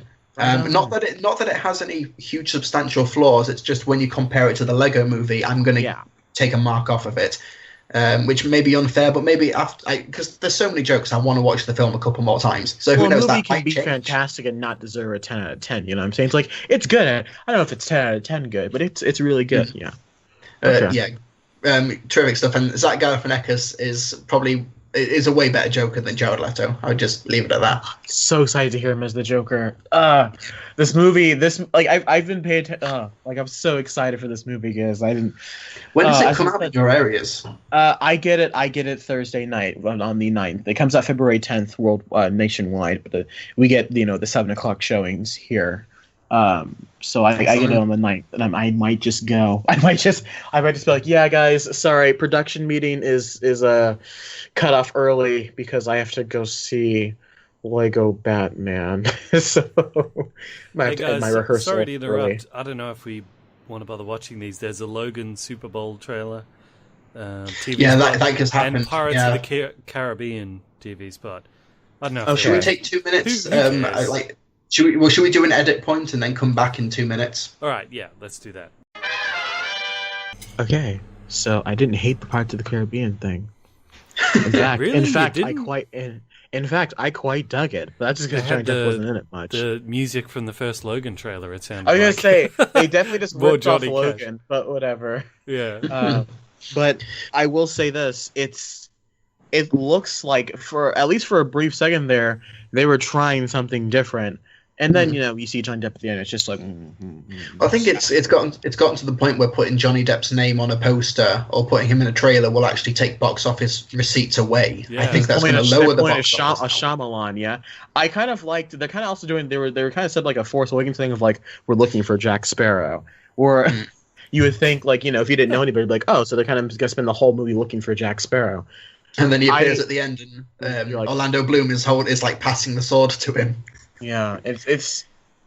I will say, I think I am sick of seeing a CGI villain going after Jack Sparrow for something. Like they say in the trailer, the dead have taken care of the sea. I'm like, haven't the dead always been in charge of the sea? Aren't they all? That was Barbossa's shtick, wasn't it? Isn't that the first movie? CGI dead guys going after Johnny Depp. That's like every plot of the movie.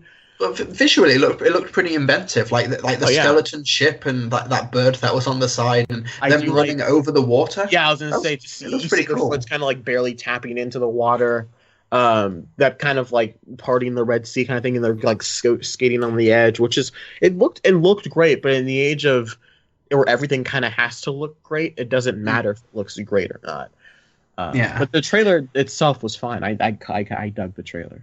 And the Logan teaser was all right as well. Like, it didn't really show us anything we didn't already know. Apart from there seems to be like a large group of kids. That's what I was saying. There's X-23 is with. A few, which makes me think: are they setting up like New Mutants or something? I don't like they're setting up like another reboot, if you will, of New Kids. Even though every X-Men movie since like X-Men 3 has been a reboot. Oh god, that X-Men timeline is just. They keep rebooting You get a it. reboot. They keep trying to reboot it, and every time they reboot it, it just makes it more complicated. It's like, can you just tell stories again? They set up First Class to be the new continuity, and I'm like, great. That was all you need. All you need. Sets it up great. He's in the wheelchair. Wolverine's alive. Great. And then, like, Days of Future Past happens, and you're like, wait a minute. So this takes place. So it's still, but in the. So it's 73. Okay, all right, right on. And then Futures Past, it's like, well, Jean Grey was in the 80s, and you're like, but if Jean Grey was like 16 in the 80s, and she's like in her 20s, and in the original X-Men, that's set in like 2013, that would mean that she'd be like 50 actually. Same thing with Scott Summers, and you're just like, ugh, whatever. Oh no, I've gone cross-eyed. Yeah, absolutely. Well, yeah, the teaser was okay. I just think when you're paying $5 million for 30 seconds, you might want to show something else.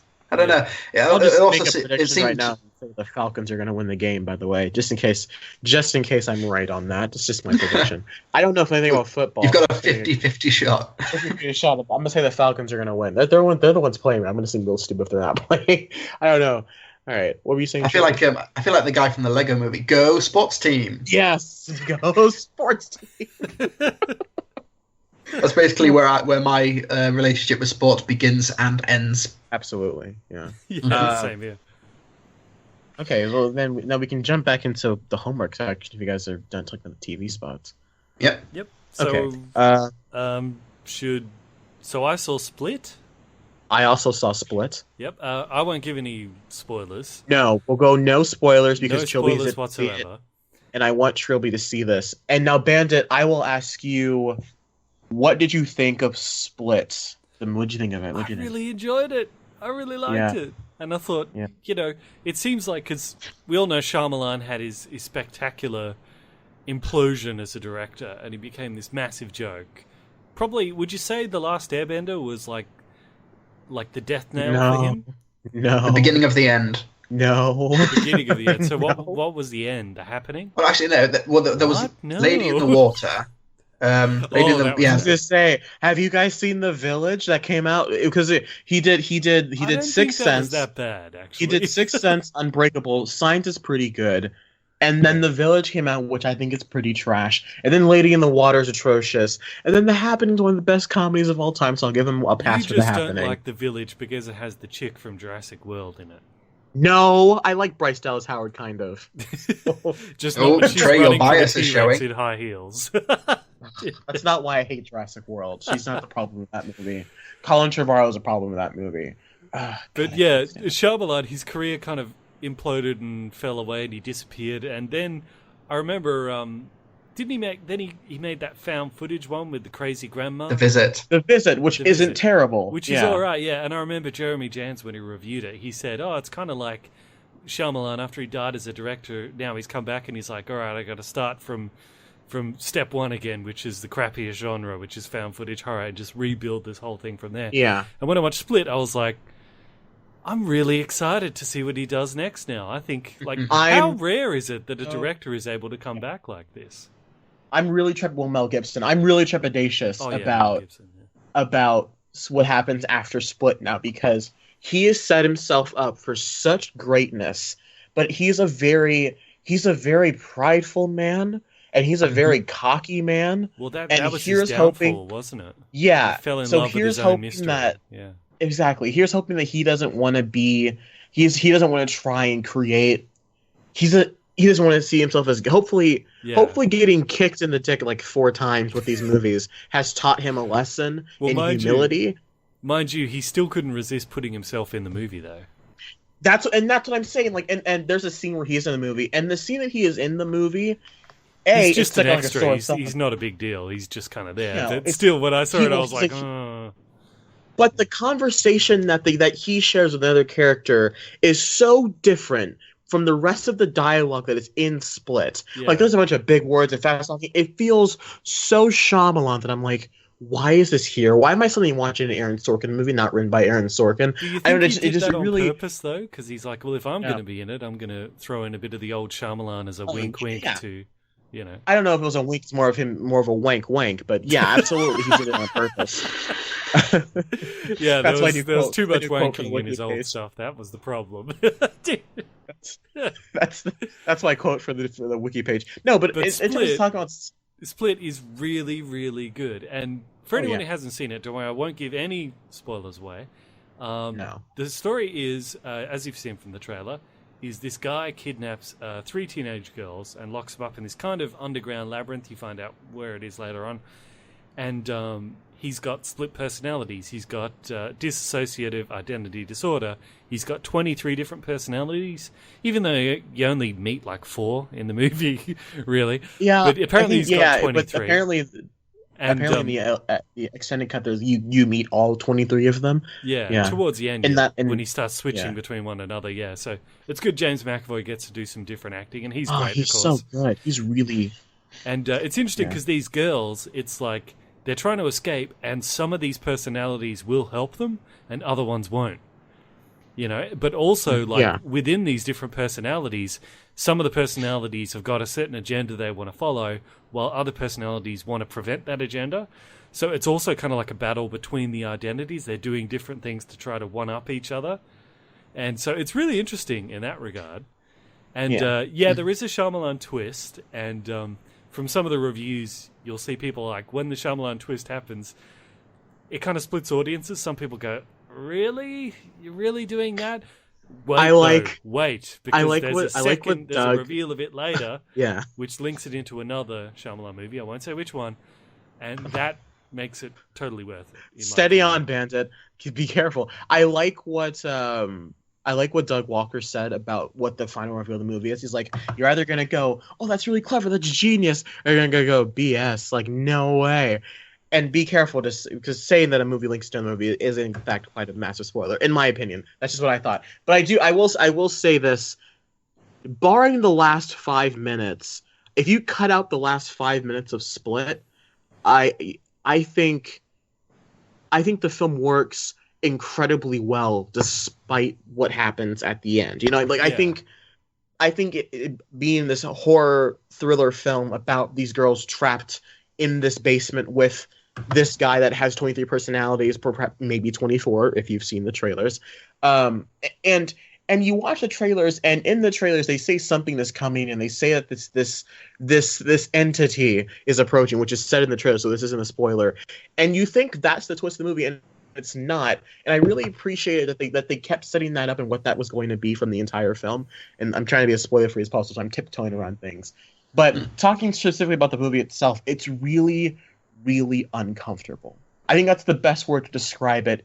You don't know what's going on. You're really left in the dark up until the last minute and a half, and you're really not sure what's.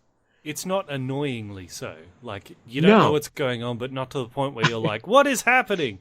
It's like, keeps just enough mystery there. I won't lie. There was a point, and I think it's when they're talking to Hedwig, which is the 9-year-old, which you see in the trailer again, and they're talking to him, and James McAvoy's walking on his knees. And I turned to my girlfriend, and I said, what the hell is going on? I was because I was so uncomfortable.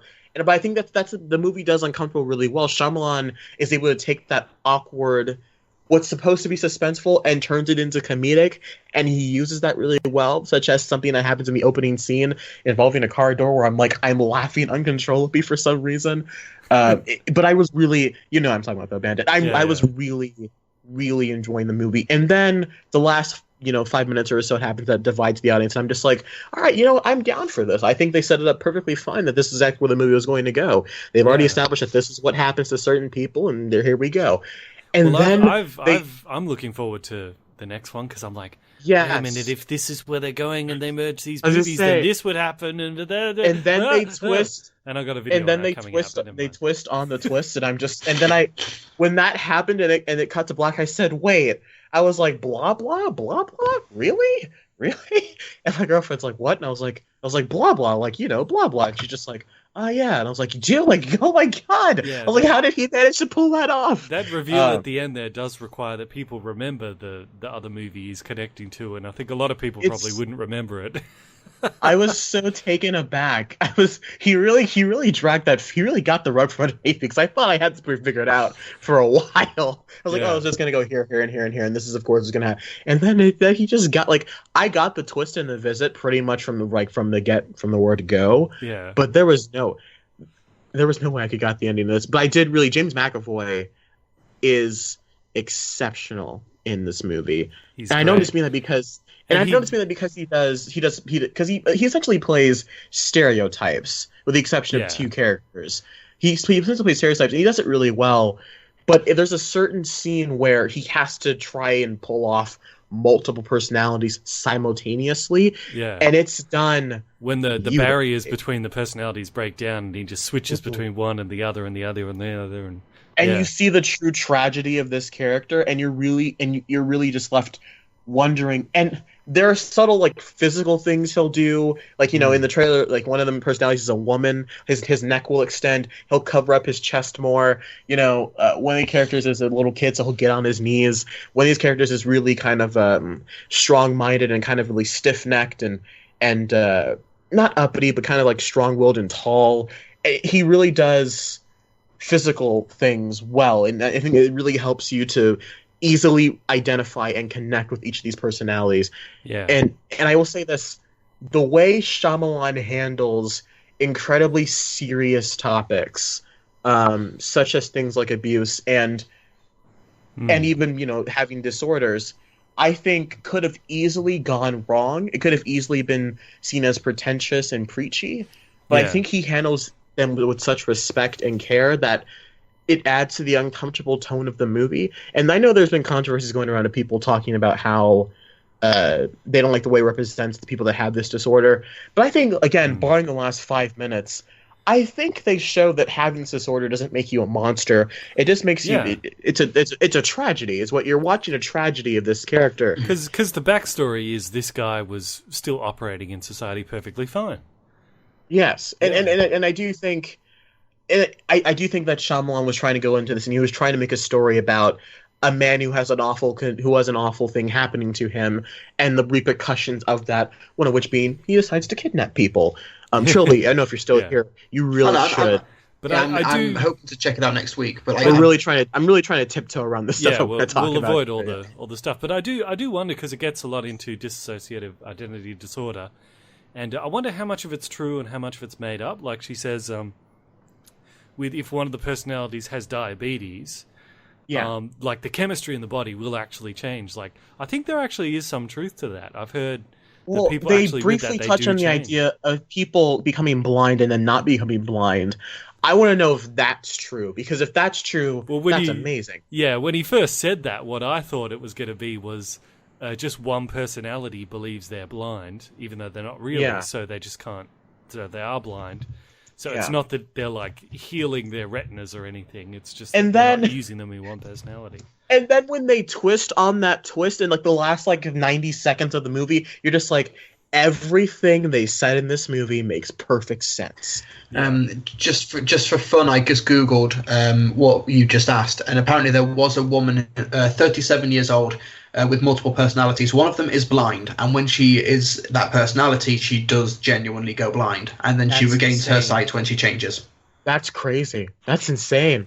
I don't understand, but that's wow. That must be the terrible. Power of the mind, I guess. Yeah. She's got 10 personalities apparently. Wow. Okay. Some of them were blind. More than one of them was blind. Wow. Damn. But I'm really looking forward to this, mainly just to see James McAvoy, because I know a lot of people know him as kind of like the low-key, sensible Professor X, but I saw him in Filth, and Filth, he's amazing in that film. Yeah. Like he's just this massive live wire who's constantly having sex, doing drugs and drinking. He's a corrupt police officer. It's a crazy film, and the moment I saw the trailer for Split, I was like, yeah, James McAvoy is gonna crush this. Yeah. Well, there's a scene where we get to. No, go ahead. No, it's alright. You go. I keep interrupting. Well, it's like I was gonna say, like briefly, there's this scene of where we see him transform into like he goes from one personality to the next, and it's just like two personalities, and to see him because the camera never cuts away from it, and to see him in a matter of like seconds become a different person was really impressive as to watch an actor do that. Yeah. Yeah, and I found as well like you really do sense that. Like when he changes from one personality to another, because like some of his personalities when he's talking to the girls, he's in a personality that's threatening, but then like when he shifts to the 9-year-old kid personality, and it's like, you know, watching the movie, you sense like the danger with the other personality, then he switches, and then like all of your feeling of danger just drifts away, and you're like, oh, thank God. I remember there's that bit where the personality like kid's like, I'm going to go and get the other. I'm going to go. And she's like, no, don't. Stay here, because she doesn't want the other personality. She's like, stay with me here. Stay with me here. So, yeah, it is interesting to see. Like, I think like his acting skill really came through, that you do feel the different personalities when he switches. Trilbee, have you seen The Witch? Scene as well. we won't touch on that. We won't touch on that. Just on that note, is it better or worse than the dancing scene in Ex Machina? It's about on par. It's that it comes out of nowhere, and you're just like, what the heck? It's the one where Oscar Isaac is like, he's like, you know, it's even cool, and he cuts on like the dance music, and he like starts like getting like this 70s disco music with that one android. If that's what that's. But I've not seen The Witch yet. No. Okay, well the main girl in The Witch. Man, have you seen The Witch? You'd really like The Witch. I don't think we've ever talked about it on the podcast together, Bandit. The Witch, it's a horror movie from last year, set in 16th century New England, and it's really good. The main girl in The Witch is also the main girl in this movie, and she's really surprising me. I haven't seen Morgan; she's in that as well. I'm really hoping that she gets more work because she's really good in this, and she plays the heroine role really well. She kind of feels like Ripley in Alien at certain points. I don't know; it's the vibe I got from her.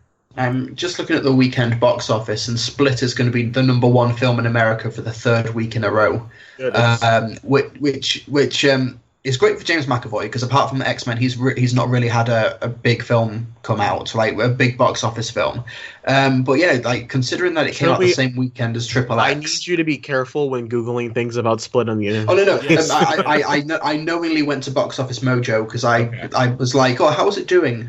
Box office wise. All you have to do is enter Split into Google, and you'll get like spoilers. I know what the ending twist is in terms of the link to something else. Yeah. Okay. That was actually spoiled for me by Beyond the trailer. Thank you very much, Grace. Yeah, they show they show James McAvoy and the other character right there in the thumbnail. It's like, come on, guys. It wasn't even, actually, I didn't notice that. I was like, I've not watched an episode of Movie Math, the box office thing, for ages. Let's see what she says.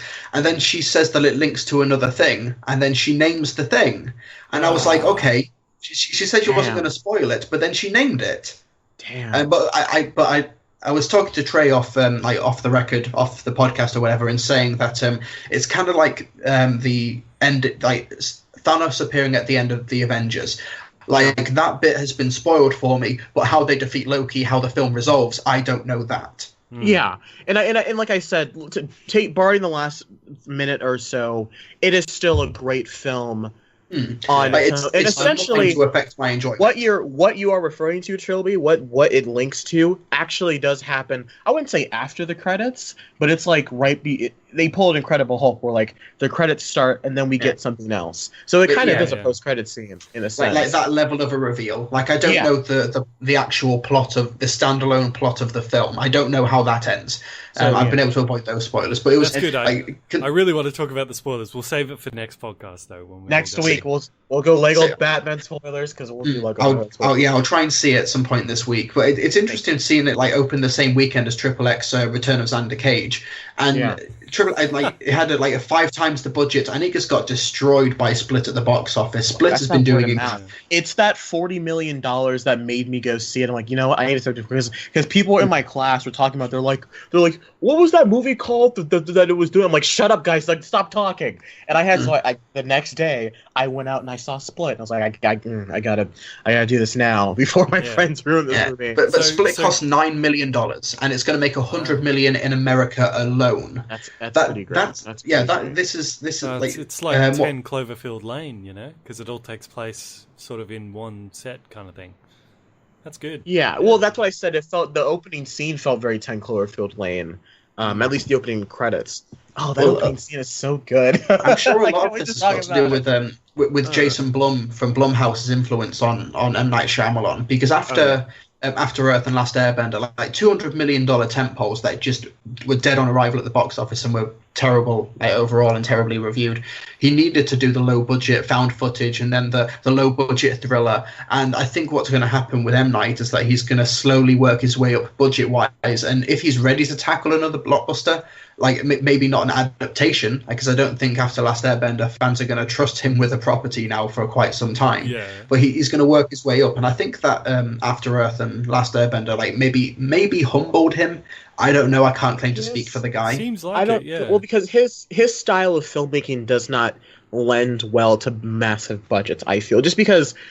Even you can say he's been humbled all he wants, but the dialogue in Split, especially when they start explaining what's going on through this doctor character that's in the trailers, it feels very Shyamalan of, I'm going to sit here and I'm going to talk to you like this and break down everything bit by bit and we have a conversation like this. And it works for this movie, but that's he could be in the same vein as Quentin Tarantino. Like, I'm not saying he's better or worse than Tarantino, but as in you're not going to see Tarantino make a film with $100 million budget. I'm down for him making movies like this all the time. That makes me you don't happy have to. You don't have to do that to have a successful career.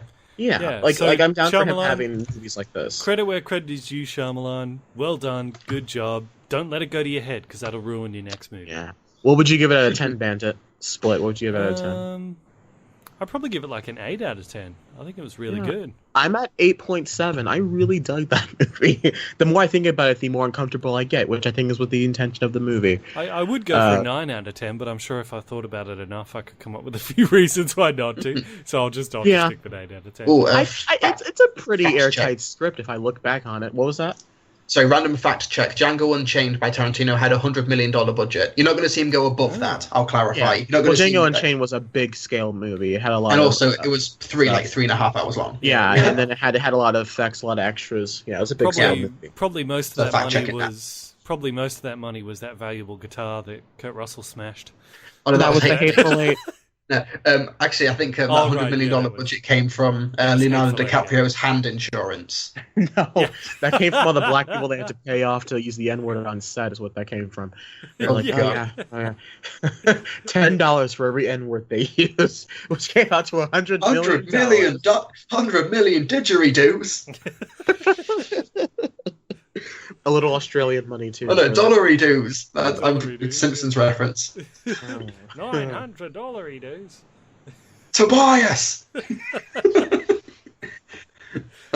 Good. Right, so, Trey, you saw Hacksaw Ridge, yeah?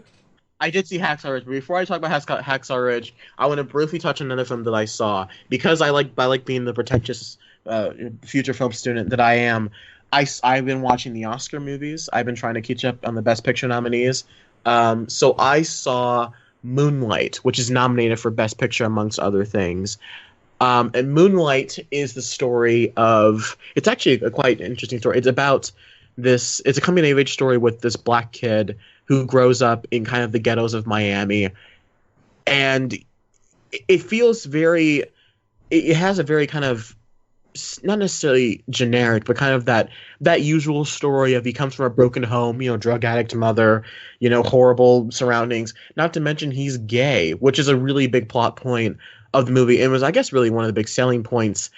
And you're kind of just watching this guy grow up in this hellhole, essentially, of this gang-ridden, drug-fueled Miami. not to mention that he is gay, which gets him ridiculed for that. And it's him trying to grow up and establish what kind of person he is, and when he has to kind of learn to be himself and accept him for who he is and for his preferences in life. And it's a film that I feel like its message is far more powerful than the execution of it, because I didn't love this movie, but I did really dig what it was trying to say. It was a film kind of like 42, that Jackie Robinson movie they did with Harrison Ford, of where I'm like, the story you're telling here is really, really strong. I just wish a better filmmaker would have done it, because there was often times where there was just a lot of silence and there was a lot of boredom. I'm like, I don't know why this is happening this way, when you could have easily, the movie's like about 2 hours or so. You could have easily like cut about 20 minutes out of this movie. But I just wanted to briefly touch on Moonlight. It's a good film. It's not a great one. I'm not sure it deserves best screenplay, best picture, best direction. Cinematography, I'll give them that, but I don't know. I feel like it's getting hyped up because not only is it a black movie, it's a black gay movie, and in a world where that doesn't seem to be, in a post-Trump America, I think the Academy was looking to get a nominated film that would get them out of the Oscar so white. Well, I think after Birth of a Nation had the controversy, they were like, okay, what other black movie is there? And Moonlight, it's hey, a good we want film. to win an Oscar. Let's make a movie about a black, one-legged, gay guy in the Holocaust. There we go. I was going to say who's also Jewish. And it's a good film. I think everyone should check it out if you have the chance. But I do think that it's not La La Land good. Like, if I had to swap out any movie so far, I would much rather put a Monster Calls in the Best Picture category as opposed to a film like Moonlight. So I'll go like a 7.5 out of 10. I did enjoy it. You guys should all check it out, or at least watch the trailer and see if you're interested in that. Moonlight. So it's kind of like going it's like from a very Boyhood. diverse movie to a not very diverse movie. Hacksaw Ridge. Wait, what were we going to say, Trilbee? So it's kind of like this year's equivalent of Boyhood. Yeah. You know what? That's the best way to put it. It's Boyhood but I feel like Boyhood didn't tell as much of an important story as this one was trying to tell. Like, Boyhood, it was just, the reason people love Boyhood so much and no one talks about it anymore is because, that's where they shot over like 7 years or whatever. Oh, Boyhood, no, that's so, oh my god, what? But was it 7 years or 14 years? I think it was like 12 years. Yeah, it was over a decade, which is a good, impressive feat, I guess. But like, School of Rock was better. School of Rock is good. Same director, but School of Rock was better. Richard Linklater did School of Rock? I think it's his best film. Oh, wow. School of Rock is good. But Moonlight is a good film. I think it tells an important story that I feel like a lot of people need to see. Kind of like 12 Years a Slave, where you're like, it's not a great movie, but it's a very important movie to watch. I don't know. That's my opinion. Fair enough. And as Bandit did say, yes, I did also see Hacksaw Ridge. Trilbee, do you want to talk about a movie you saw? If you want to throw that one of yours? Yeah, Saw. Yeah. I got Hacksaw Ridge, so I said, yes, Saw. I watched all 7 Saw films. No, I watched, you poor man. They're fun and strangely consistent. I saw Trainspotting. They got a tight continuity, don't they? Oh, sorry. I know. Oddly enough, yeah. It's kind of admirable how hard they try to make all the films coherent. They pulled a Marvel before Marvel pulled a Marvel. Like, they were exactly. But I saw Trainspotting and Trainspotting 2 because like Trainspotting 2 is like the massive British film at the moment, and as a result they were showing the first Trainspotting on TV quite a lot. So I finally saw Trainspotting for the first time, and basically it's basically the breakout film for director Danny Boyle and actor Ewan McGregor. It's from 1996. It's set in Edinburgh with a bunch of heroin addicts, and there's not really much of a story. It's a bunch of guys. These friends played by Johnny Lee Miller, Ewan McGregor, Ewan Bremer, and Robert Carlyle, who are heroin addicts. And they're trying to do a drug deal. They go to London to do a drug deal, and all of this stuff happens. And it's just kind of like a slice of life drama about what was happening in Edinburgh in the 1990s, where it was meant to be like this hugely culturally rich city and a really great area of England, of the UK. But there was also this extreme poverty happening in Scotland, where there was just these people who fell through the cracks of society and fell into drug addiction, who weren't able to fit in this culturally rich environment. And it's a very low budget British film, it was one of those films that came at that time when Quentin Tarantino did Pulp Fiction, and you had these low budget, gritty auteur films, and it's what put Danny Boyle on the map, really. And you can see why after 20 years it really holds up. It's kind of weird to have watched Ewan McGregor as like this really skinny, ugly kid in the mid 1990s, and then 2 or 3 days later watch Trainspotting 2, and it's jumped 20 years, and now he's like handsome Ewan McGregor Hollywood star. It was kind of a bit jarring to see that, but the two work really well as a double feature. Trainspotting 1 is really, really dark and intense film, and it's also really trippy as well, because they go through heroin addiction, and they have to try and go cold turkey, and they suffer withdrawals from it. So they suffer like crazy hallucinations, and Danny Boyle, despite a tiny budget, really makes these sequences trippy as hell, and mostly practical effects, in-camera cinematography, really clever filming and editing techniques. And it was a really entertaining and it's a trippy experience of a film. You're not really going to remember anything of the story apart from like the last 20 minutes, but it's more of an experience. It's more of a 90-minute acid trip as opposed to an actual film. But it's really entertaining and enjoyable. And Trainspotting 2, I actually think, is a lot more entertaining than the first one. I think it's a better film than Trainspotting 1, because I think it's got a lot more in its mind. Because in the past 20 years, a lot has happened in Scotland, and a lot has happened in England. Like, this is now a post-Brexit world, and I think Trainspotting 2 has to like come face to face with that. And it's a really culturally like topical film where you've got all like there's even like a little subplot where they try to start up a business and they've got to have EU funding from the European Union, which they then plan to just phenomenally abuse. And I think it's got a lot more in its mind, but it's not quite that raw, gritty film. It has a bigger budget, and Danny Boyle has matured as a filmmaker, and there's a lot less heroin and drug taking in the film, so it doesn't have those trippy sequences. But it was a really, really good film. I think that it played a lot on the nostalgia. It had some very clever and heartfelt callbacks to the original film. I've got a feeling that if you saw Trainspotting in the 90s and it had a profound effect on you, then you might prefer the first one. But as for me, I watched Trainspotting and then 3 days later watched Trainspotting 2. So that could be why Trainspotting 2's had more of a profound effect on me.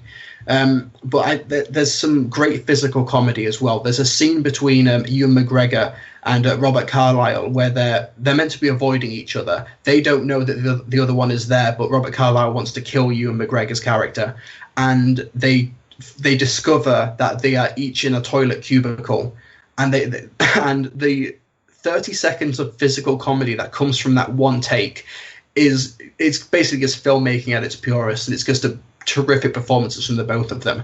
It's not as raw and as gritty as the first one, but I think it's a lot more thought-provoking. It's very emotional. Some great callbacks, and you can definitely see why Trainspotting was the film that really made Danny Boyle into an established director, and later on an Oscar-nominated director. I think he was nominated for Slumdog Millionaire, and it's wasn't he strange. Also nominated for? Did he win for 120? No. What's his face? King's Speech won everything that year. Never mind. Yeah, that was Tom Hooper, I think. Yeah. But I'm not sure if he was nominated for 127. He might have been. I think he would have been. He was nominated for a load of BAFTAs. 127 Hours. It was nominated for Best Picture, Best Actor, Adapted Screenplay. No Best Director nomination. Come on, man. What are you doing? Like, how do you get Best Picture and Best Actor but not Best Director? Like, what gives? That is strange. What do you think a director does? Sorry. No, it's a fair comment, but it's also it's weird. Thinking that this is the same director who did Steve Jobs as well. Oh, Steve Jobs is so good. Oh, I thought I should bring that up while you're on the podcast. but yeah, I could talk about Steve Jobs for hours. But for the first Trainspotting, because it's set in Edinburgh and they've got some really, really thick Scottish accents. I don't know if it's in the actual cut of the film or it's just in the TV broadcast version that I watched. But there's one scene where they're subtitled. because even though they're not speaking a different language, they're talking English, but they have Scottish accents and it's subtitled. I have no idea if that's an actual creative choice in the film or if it was just for the TV version. But yeah, definitely watch Trainspotting 1 first. Like, you can't really get Trainspotting 2 if you've not watched the first one, because Trainspotting 1 ends in a way that sets up the events 20 years later, and also because the characters and their relationship with each other, it just really does have that additional weight and meaning to it. And I think it's interesting going in with the themes of the film, because it's all about the first one ends on a massive note of optimism. It's about trying to escape your roots and try and find a better life for yourself. But then Trainspotting 2 goes in a very different direction, which kind of shows that optimism has a shelf life. Optimism is not the be-all and end-all. And it was kind of oddly profound to watch Trainspotting 1. Then 3 days later, you watch the sequel, and all of a sudden, bam, 20 years have passed. I think that kind of plays into the themes of the film, and it's an interesting way to view them as a double feature. Maybe that's me just looking far too much into it. But the original Trainspotting is one of the most influential British films of recent memory, so that's probably essential viewing anyway, and you could probably get the DVD of it dirt cheap by now. But if you liked that one, then definitely give Trainspotting 2 a watch, because it carries the legacy really smartly and really bravely. I really enjoyed them. Well, I've never seen Trainspotting, nor have I seen the sequel. I'll add it to my list. I'm sure I'll get around to it eventually. I promise. Well, Trainspotting 2, it got a big UK release in January, obviously, because it comes from the region. But I think it's going to be rolled out in other territories about March time. Yeah. Everything will get in like a month or so. Yeah, so you've got plenty of time to at least watch the first one. But I think a double feature might be a good way to go with watching them. Okay. Bandit, what do you think? He's making toast. I was going to say, Bandit's not here anymore, guys, because while Trilbee was starting to gush about Trainspotting and give his opinion on a movie, Bandit went to make toast. Which is fair enough. Fair enough. There are often times where you guys will be talking and I'll just dip out of the conversation to go pee, and you never know. Well, if there was a moment during my ramblings on Trainspotting that I seemed to stumble a couple of words, it's because I was reading Bandit's message saying, just making some toast. I was on my phone looking at the listener questions while you were talking, because I was so invested in your conversation, I promise. And I got the message of just making some toast, and I almost started bursting out laughing. You over here giving your opinion, and then it's over to be fair, I don't really think anybody outside the UK has much investment in the Trainspotting film. No, it's just being polite. Nah, so to be fair, when you guys were talking House of Cards spoilers a while ago, I just went to make a cup of tea. Yeah, that's because the show ruined for you. That's fair. I feel like Bandit has seen Trainspotting. You know what I'm saying? Yeah, we need to ask him that when he comes back. When he gets back in half an hour to go back to sleep. He just falls asleep in the toaster. That's a surprise. Sleeps with a toaster by his bed. Wouldn't surprise me. All right. So, do you want to talk about something? Yeah, I'll talk about. I saw Hacksaw Ridge. In fact, I finished it about, I don't know, an hour before we started this podcast, which has now been going on for hours. We're pushing 2 hours here on my recording. I think what I'm going to do is, because I've got to be up in the morning, so I'll get to the end of the homework or whatever the segment this is, and then I'm going to head off. And you two can do listener questions. Right on. Okay, so Hacksaw Ridge, which tells the story of this guy, Desmond Doss, who went to enlist in World War II, but refused to pick up a weapon and kill anyone. He did not want to be a killer, and he was chastised for it. He was called a coward. But eventually, they got him out there on the battlefield, and it tells his story of what he did and how he managed to pull off what he pulled off. And I will say this: you want to talk about a change in tone and a breakneck pace. Hacksaw Ridge manages to be one of the best and exciting films I've seen in a long time, along with being one of the most mundane, dull, irritatingly slow movies I've seen in a long time. Because the first, half hour of Hacksaw Ridge is really, really, really bad. And I mean it, like, with the exception of Hugo Weaving's exceptional performance, which why wasn't he nominated? But whatever. I didn't even know he was in it. Hugo Weaving is really Red good. Skull. Is this the same war? He may as well. He plays he plays Desmond's dad. He plays Desmond's alcoholic father, who has a heart of gold, and he's really good in it. With the exception of his stuff, the first half hour, you could have cut, like, about half an hour in, he goes to the military to enlist. You could have opened the movie with him going to enlist in the military. That's how you open your movie. I mean, I know you want to establish why he's this way, but I think because he also has his girlfriend or his then wife, and he goes to visit his wife, and his wife is why he's doing this, but she really. You get more emotion by looking at her picture than every time they have a scene together. So really, just have a picture of his wife and like, oh, look at it, it's his wife. Oh, now we know what he's fighting for there. But like, it's a shame because Andrew Garfield's so good. He's a really talented actor, but I don't think, and I haven't seen Silence yet, I don't think he's had a performance that has been able to beat his performance in Social Network, and he's really trying here. He's got the accent, he's got the charming, smile, he's got the endearing personality, and he's really trying. But for that first half hour, you don't want to watch him because you don't want to watch this movie. It's really not until the battlefield starts, and we got to see this intense, brutal, and just graphic war stuff that you start to feel any kind of sympathy or any kind of loveliness towards Andrew Garfield, because my God, is that first half hour like mind-boggling boring. Like it was irritating me. I'm like, why is this nominated for Best Picture? What am I watching? I think you kind of need that first act though, because how else are you going to explain how Spider-Man met Stanley Tucci to get the super soldier serum?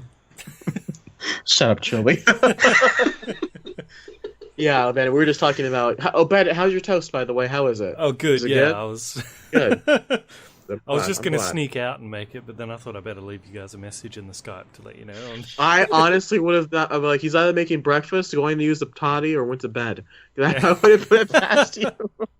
There was that one time we were like, hey, guys, I'll be back in about half an hour.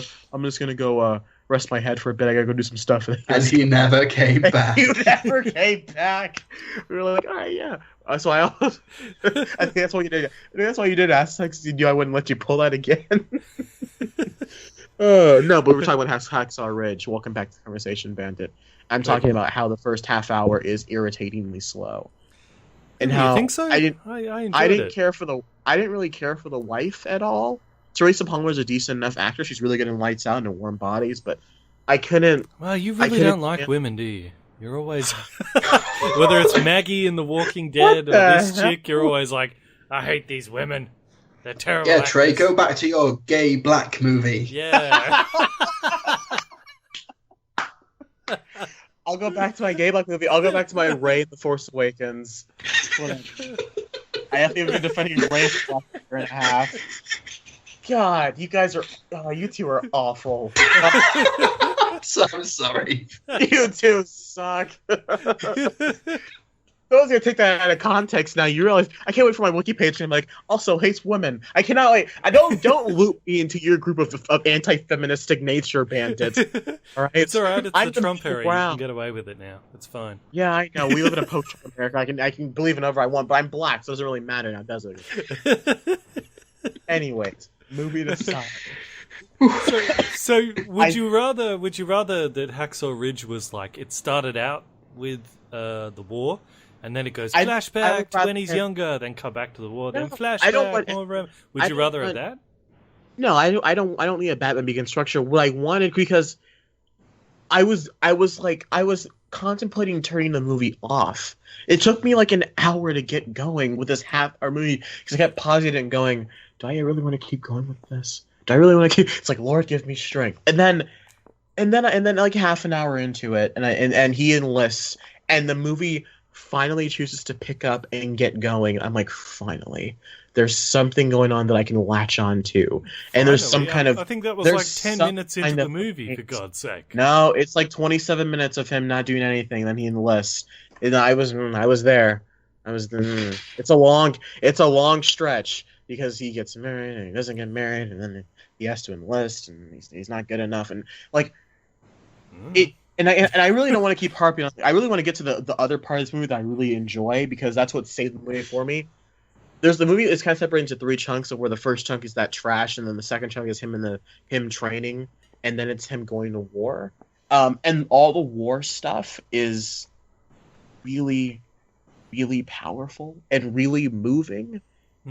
And there was a certain point where I know the fate of what happens to Desmond Doss. I know how his story ends.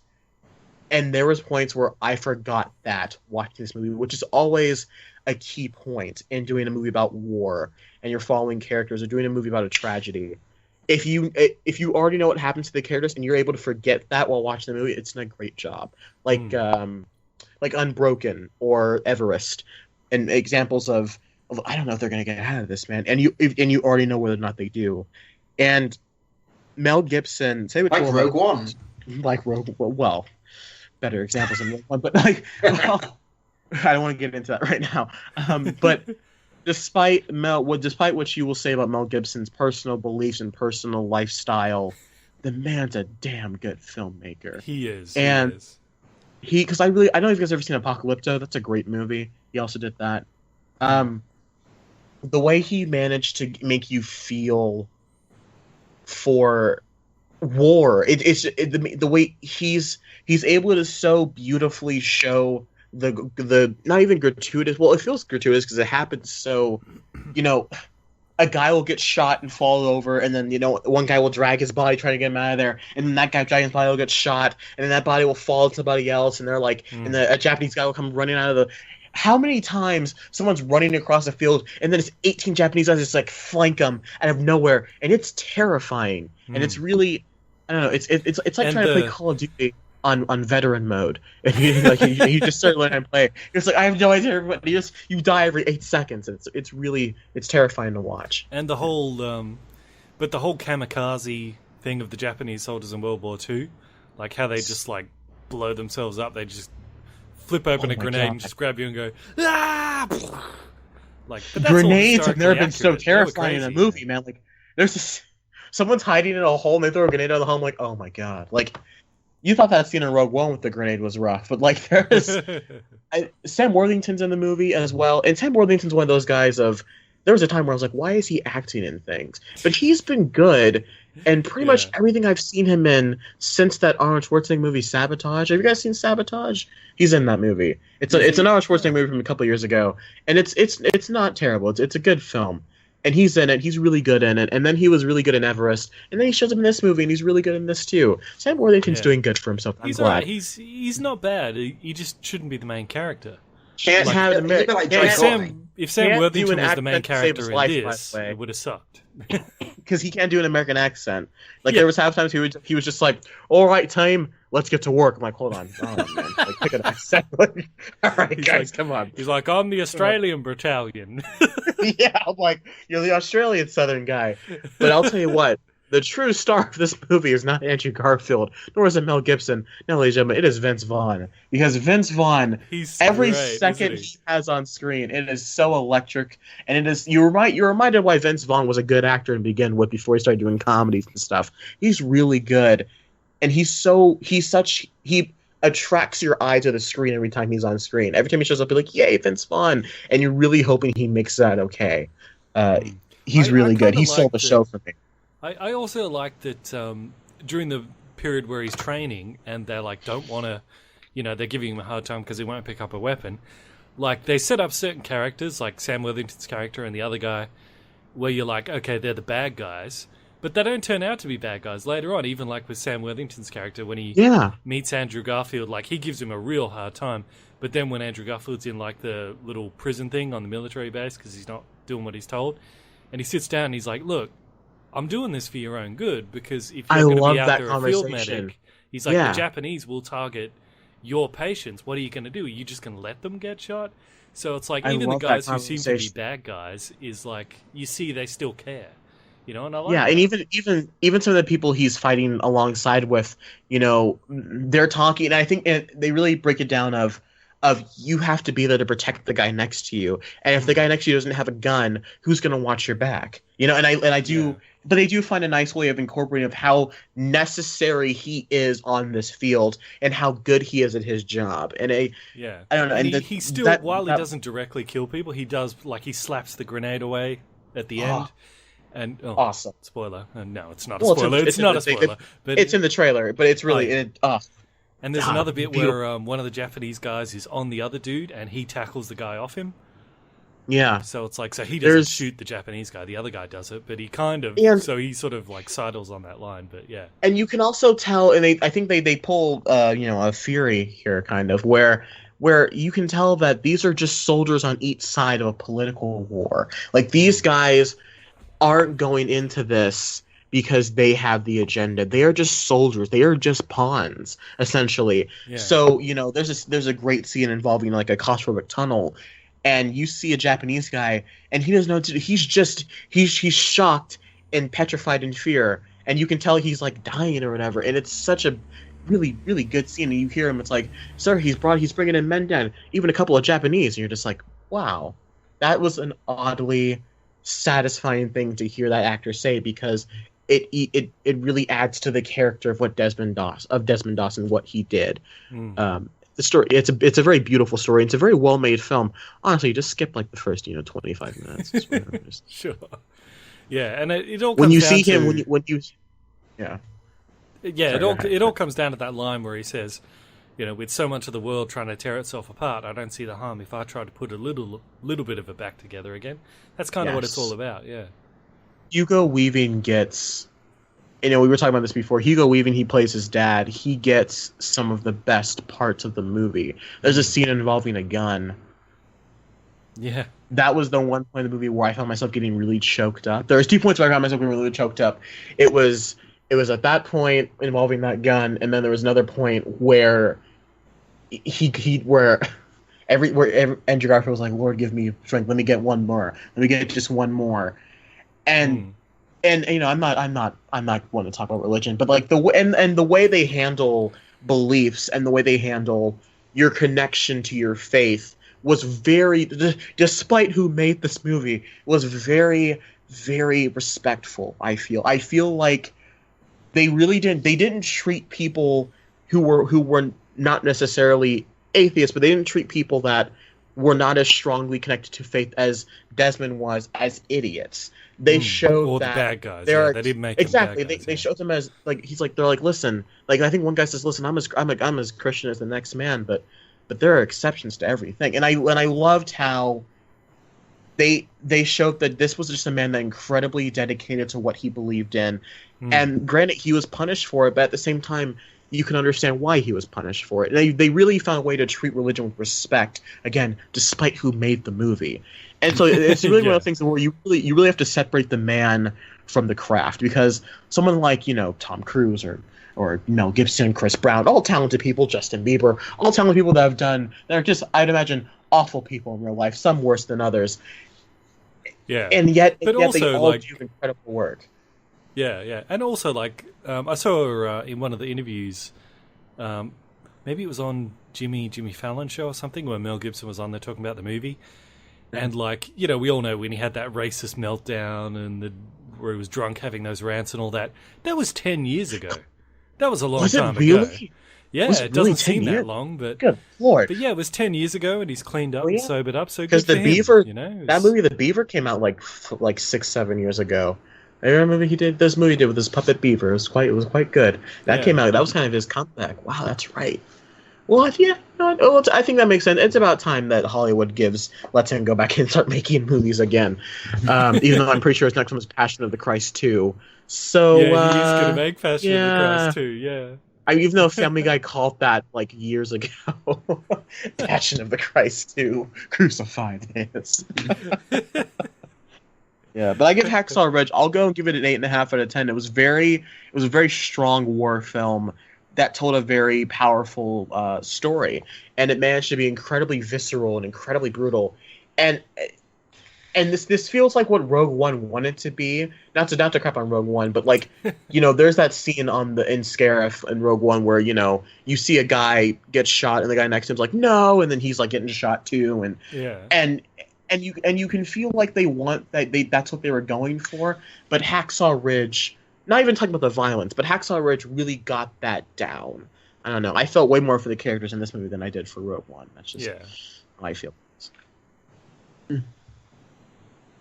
Okay.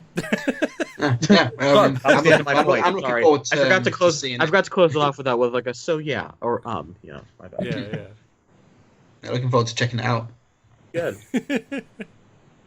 I don't have any other movies down, so I don't know if you guys want to talk about anything else. Yeah, you want to have questions because it's been 2.5 hours. I've got one more that I can quickly talk about. Please don't be sing. Please don't be sing. Please don't be sing. Sing. Oh my God! Look at her butt. That's in the trailer, isn't it? The bunny rabbits. Yeah, and it's in the movie as well, and it's terrible in the movie as well. Like anyone who's been listening to the podcast will know that. I'm amazed that Trilbee even saw it, because you saw that trailer and you went on this rant on your channel about how awful it is, and now you went and saw it. Isn't like I saw it because I was able to. Nearly. I'm going to talk about this, and then I'm going to go to bed and leave you two for listener questions. Right. Yeah. If anyone's been listening to the podcast for even just a short amount of time, you'll know that I hated the trailers for Sing, and I wasn't a fan of Illumination Entertainment's last film, Secret Life of Pets. I felt like that was a really soulless cash grab film with like a lot of money. It made a lot of money, and I also just hate reality TV talent shows. And having worked on some as part of the production crew, my hatred has been well substantiated. Because knowing some of the behind the scenes stuff that happens with those talent shows just makes me just hate it even more. However, Sing wasn't half bad. It wasn't great, but it exceeded expectations by not being the worst thing I've ever seen. So basically, the plot is that Matthew McConaughey plays a talking koala who he owns this theatre that's been in the city for many years. He inherited it from his dad, and he's running out of business. It's the theatre's hit on a hard time, so he decides, okay, I'm going to host a singing competition. I'm going to get some real talent from real life people and get them to perform on the stage and make lots of money out of it. So we'll give them $1,000 cash prize, and that will be the show. There's a typo on the leaflets which says that the cash prize is $100,000. So there's a massive crowd of people who come to audition, and then there's all the stuff from the trailer where it's the rabbits singing that Nicki Minaj butt song that you all know, and that is the joke. Oh, it's a character singing a song that you've heard of, and that is the joke. However, the film it actually abandons the talent show aspect relatively early on, and it turns into something. It's kind of like a generic, believe in yourself and do what you're passionate about, and it's actually not a bad version of that. And I think if there's a main issue with Sing, it's that it gets these relatively stereotypical characters. Like you've got Taron Egerton as a gorilla who wants to be a singer. He doesn't want to be a part of his dad's criminal gang. You've got Reese Witherspoon as a pig who's like a stay-at-home mum who wants excitement in her life. You've got Scarlett Johansson as a porcupine who is like a rocker chick, and you've got Seth MacFarlane as this he's in debt because to some mobsters because he cheated at a poker game and they want the money back. You've got these kind of like stereotypical stories, but the fact that they are only given like 10 minutes of screen time each, you don't really notice that they're stereotypical and really basic. The issue is that these characters don't interact with each other at all. You don't get any scenes where the gorilla talks to the pig for a substantial amount of time. You don't get like Tori Kelly is a elephant with stage fright. You don't get these characters talking to each other. They very much have their own stories, and there's hardly any crossover, which is, I guess, feels like a massive disappointment. Like, why don't you have a scene where Scarlett Johansson's character talks to the elephant, because they're like one of them's really, really outgoing and is like a rocker chick who's trying to break out as a solo artist, whereas you've got Tori Kelly's character who's too afraid to sing on her own. These are aspects that you could develop on, but the only character who gets any sort of development is Matthew McConaughey's koala, and it's surprisingly heartfelt. It's not too bad. I liked Seth MacFarlane as the mouse. I actually thought he gave the best vocal performance. Taron Egerton is a surprisingly great singer. And the best part about Sing is the fact that it actually has music that was released before 2015, which was massively surprising. I actually thought it would have no 20th century songs, but they're quite prominent. You've got a large variety of songs, including an original one from that Scarlett Johansson sings that's actually not that good. But the music library is quite diverse. You get Seth MacFarlane singing "My Way" by Frank Sinatra, so that's basically that bit complete.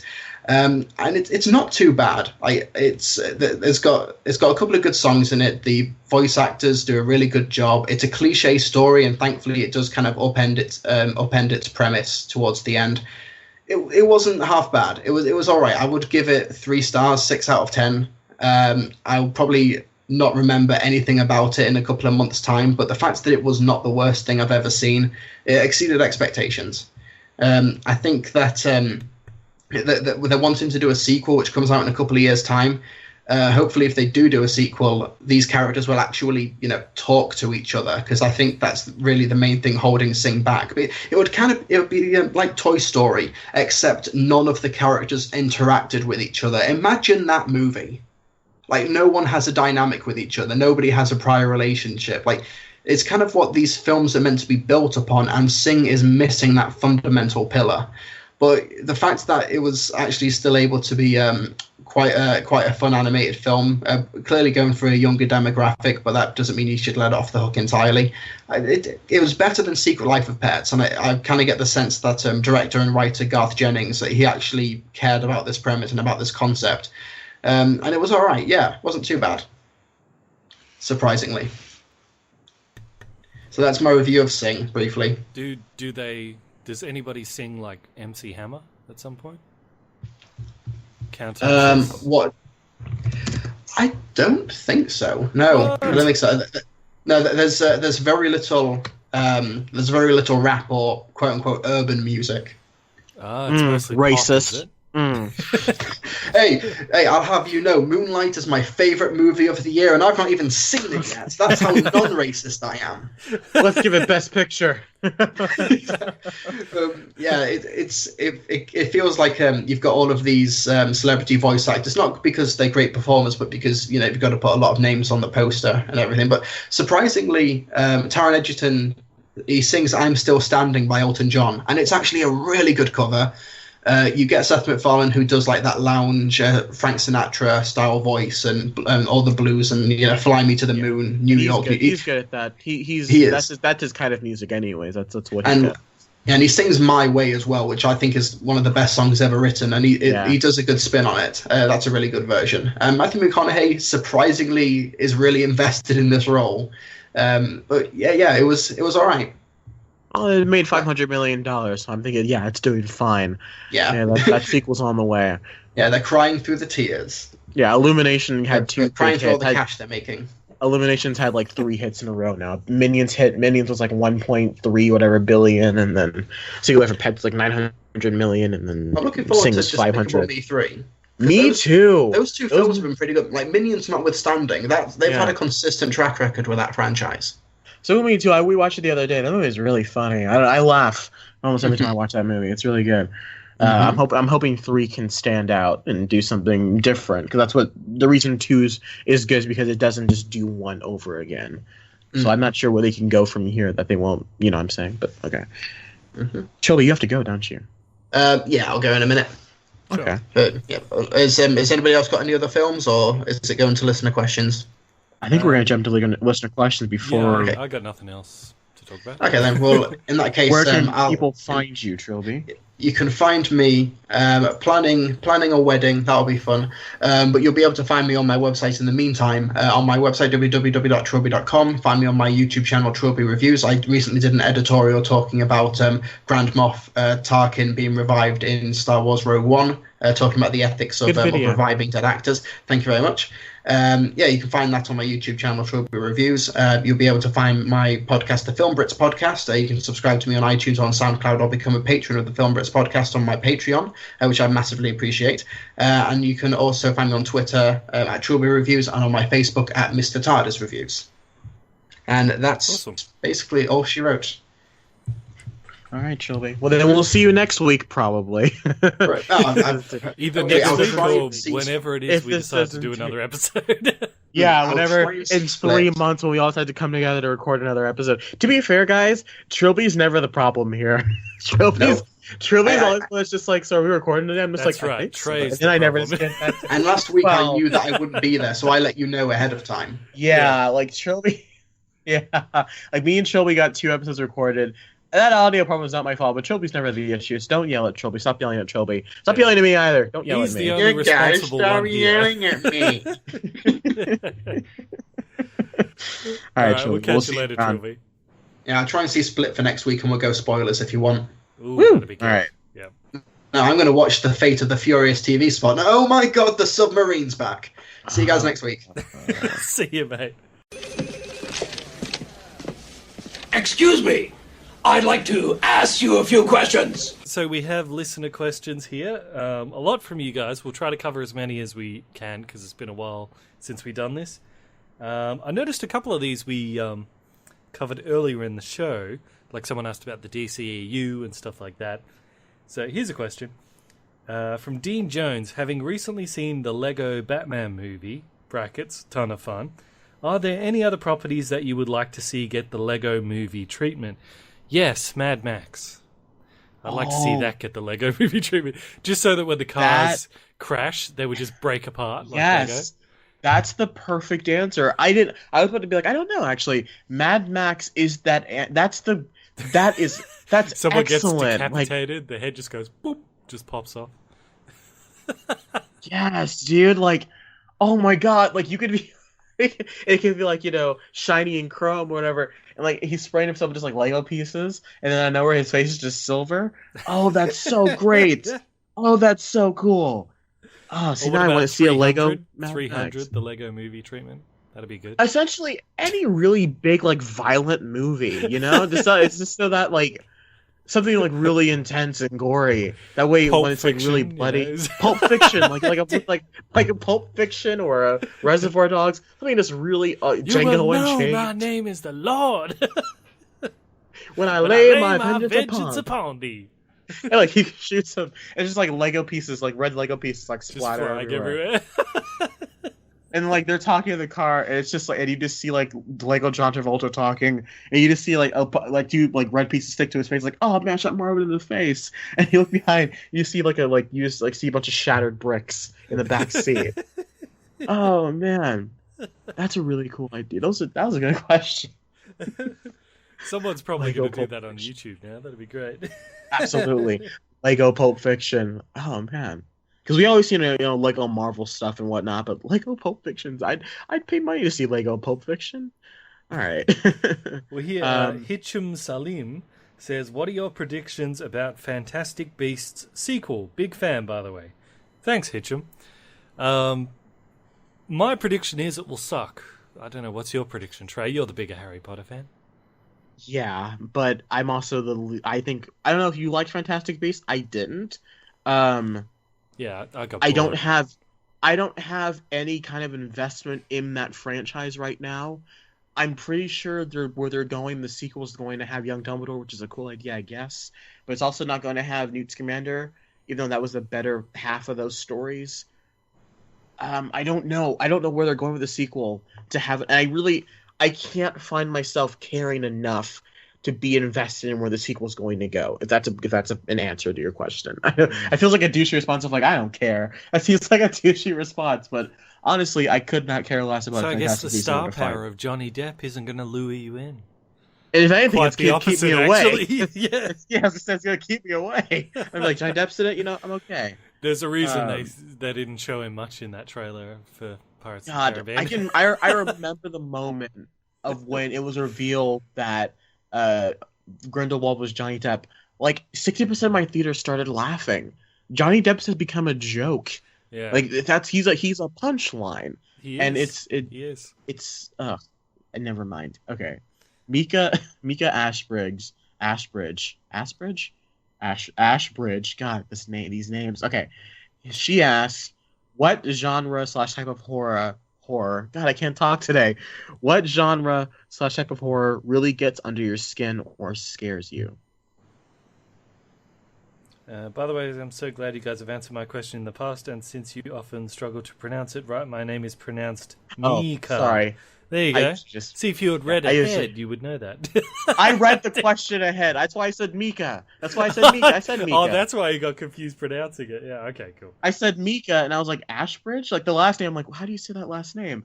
I'm sure she'll tell us next week. I usually just read the question, but yes, I read, to be fair, guys, I read all you guys' comments. I read all you guys' tweets, all your YouTube comments. Yes, N-word, every single one.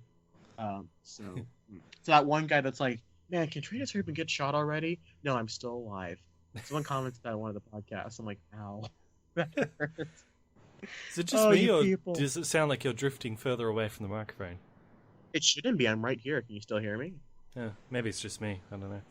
All right. So she asked, so which genre, type of horror really gets under your skin? Type of horror that gets under my skin is anything involving kids always gets under my skin. And yeah, I have a problem with Game of Thrones. They have a habit of showing violence towards children. And, you know, sure, you can go anywhere you want in a movie, but I think there's just some lines that maybe you shouldn't cross in entertainment, and I think that's definitely one of them. But any type of genre that gets under my skin, because it's genre and type of horror. Genre I didn't say that about you, Bandit. Huh? I didn't know you had a conscience. No, I'm just messing with you. I didn't mess with you. No, that's interesting that you feel like entertainment has that line where you don't feel like violence towards kids is something you should see in entertainment. I didn't realize that you had that. Like, you know, in Game of Thrones when they burn that kid at the stake. Yeah. And everyone's like, well, it's Game of Thrones, you can do anything. And I'm like, yeah, but there's enough violence against kids in real life. I don't think we also need it in, like, movies and TVs and stuff just for shock value. You know, I mean, I guess if they're doing it for a reason, they're trying to say something, then fine. But I don't like people just throwing that in just for shock value. You know? See, I'm that way, not necessarily with kids, but I'm that way with nudity and abuse. Like, if we're talking about Game of Thrones, especially with spoilers, you know, when spoilers for Game of Thrones, click away, go to timestamp. But when Sansa Stark is essentially raped by Ramsay Bolton, that to me felt really gratuitous and unnecessary. I don't know, maybe it's my inter-SJW, but I feel like any kind of like aggressive violence towards You're women, a white male. I'm a black man. No, but like, which is weird because Wolf of Wall Street, you know, really dig Wolf of Wall Street. That's a great movie. It has a lot of misogyny towards women in that film, but I feel like that's the point of the story. I don't know. That's weird to me. I can't. Maybe it's because I'm consider myself still a child. Technically, I'm 17. Maybe it's because I don't look at it that way as there being violence with children. I don't know. I never looked at it as an issue. I don't know. So when certain things happen in Split, were you even more uncomfortable then? I was okay with that because it cut away before you see anything. Oh, I see. So the implication isn't what bothers. It's when they actually. Well, you don't actually see Shireen get burned at the stake. You just hear her screams. Yeah, I know, but it was still pretty graphic and all that. But at least in Split, there's a reason for it in Split. They didn't just throw it in for shock value. Yeah, that's true. And like it links into this higher theme of like people being broken. Yes. You know, like that's a big part of that villain. So I was okay with it in that instance. I will say that was up to a point in that flashback. I was like, "Can you guys cut away? Oh, good." This is why. That's why I'm like, I'm so uncomfortable right now. There was a point there. To be fair, in Game of Thrones, season 2, episode 1, I'm pretty sure they slit a baby's throat. Like that happens. I don't remember that moment. You keep mentioning that, but I can't remember. When they run into the brothel and start killing all the bastards or whatever, they go in and they start slitting babies' throats. Like that happens. That's all I'm saying.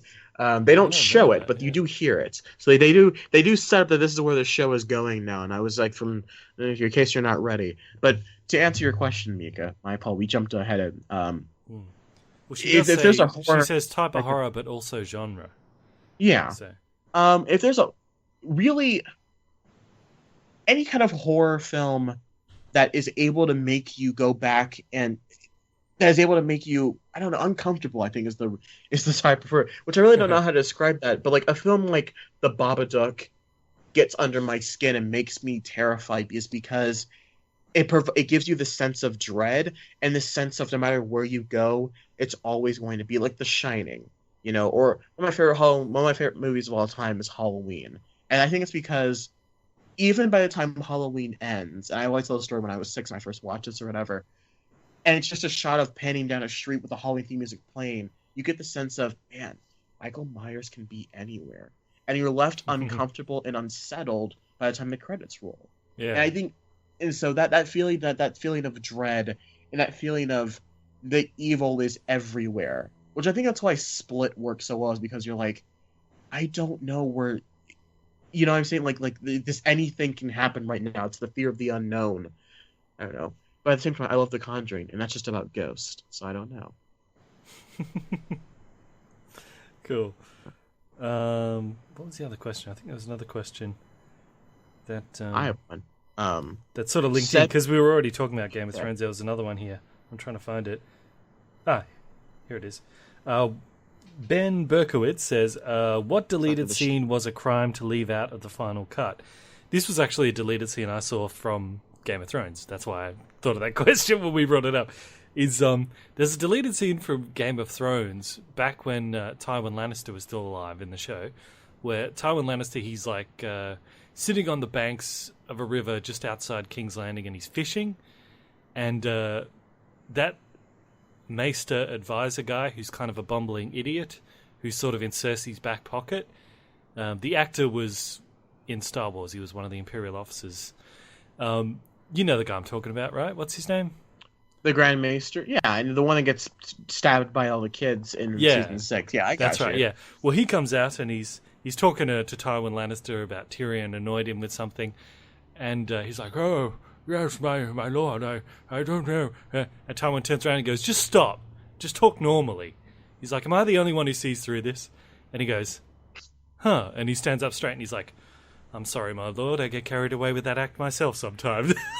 And you're like, that's really my God, he's pretending to be an idiot the whole time just so no one ever suspects him. And you see, like, why do him you act do that way that? with And the he's prostitutes. Like, well, Yeah. Yeah, but it's like they never did that reveal in the show, that this guy's much smarter than he thinks he is, and he just acts like an idiot so no one ever suspects him. And I was like, why did they leave that out of the show? That would have been great. You do see a sinister side when he's with the prostitutes, or he's with the whores, as they call them on the show. He does seem to be a bit more sinister and a bit more. He doesn't have that.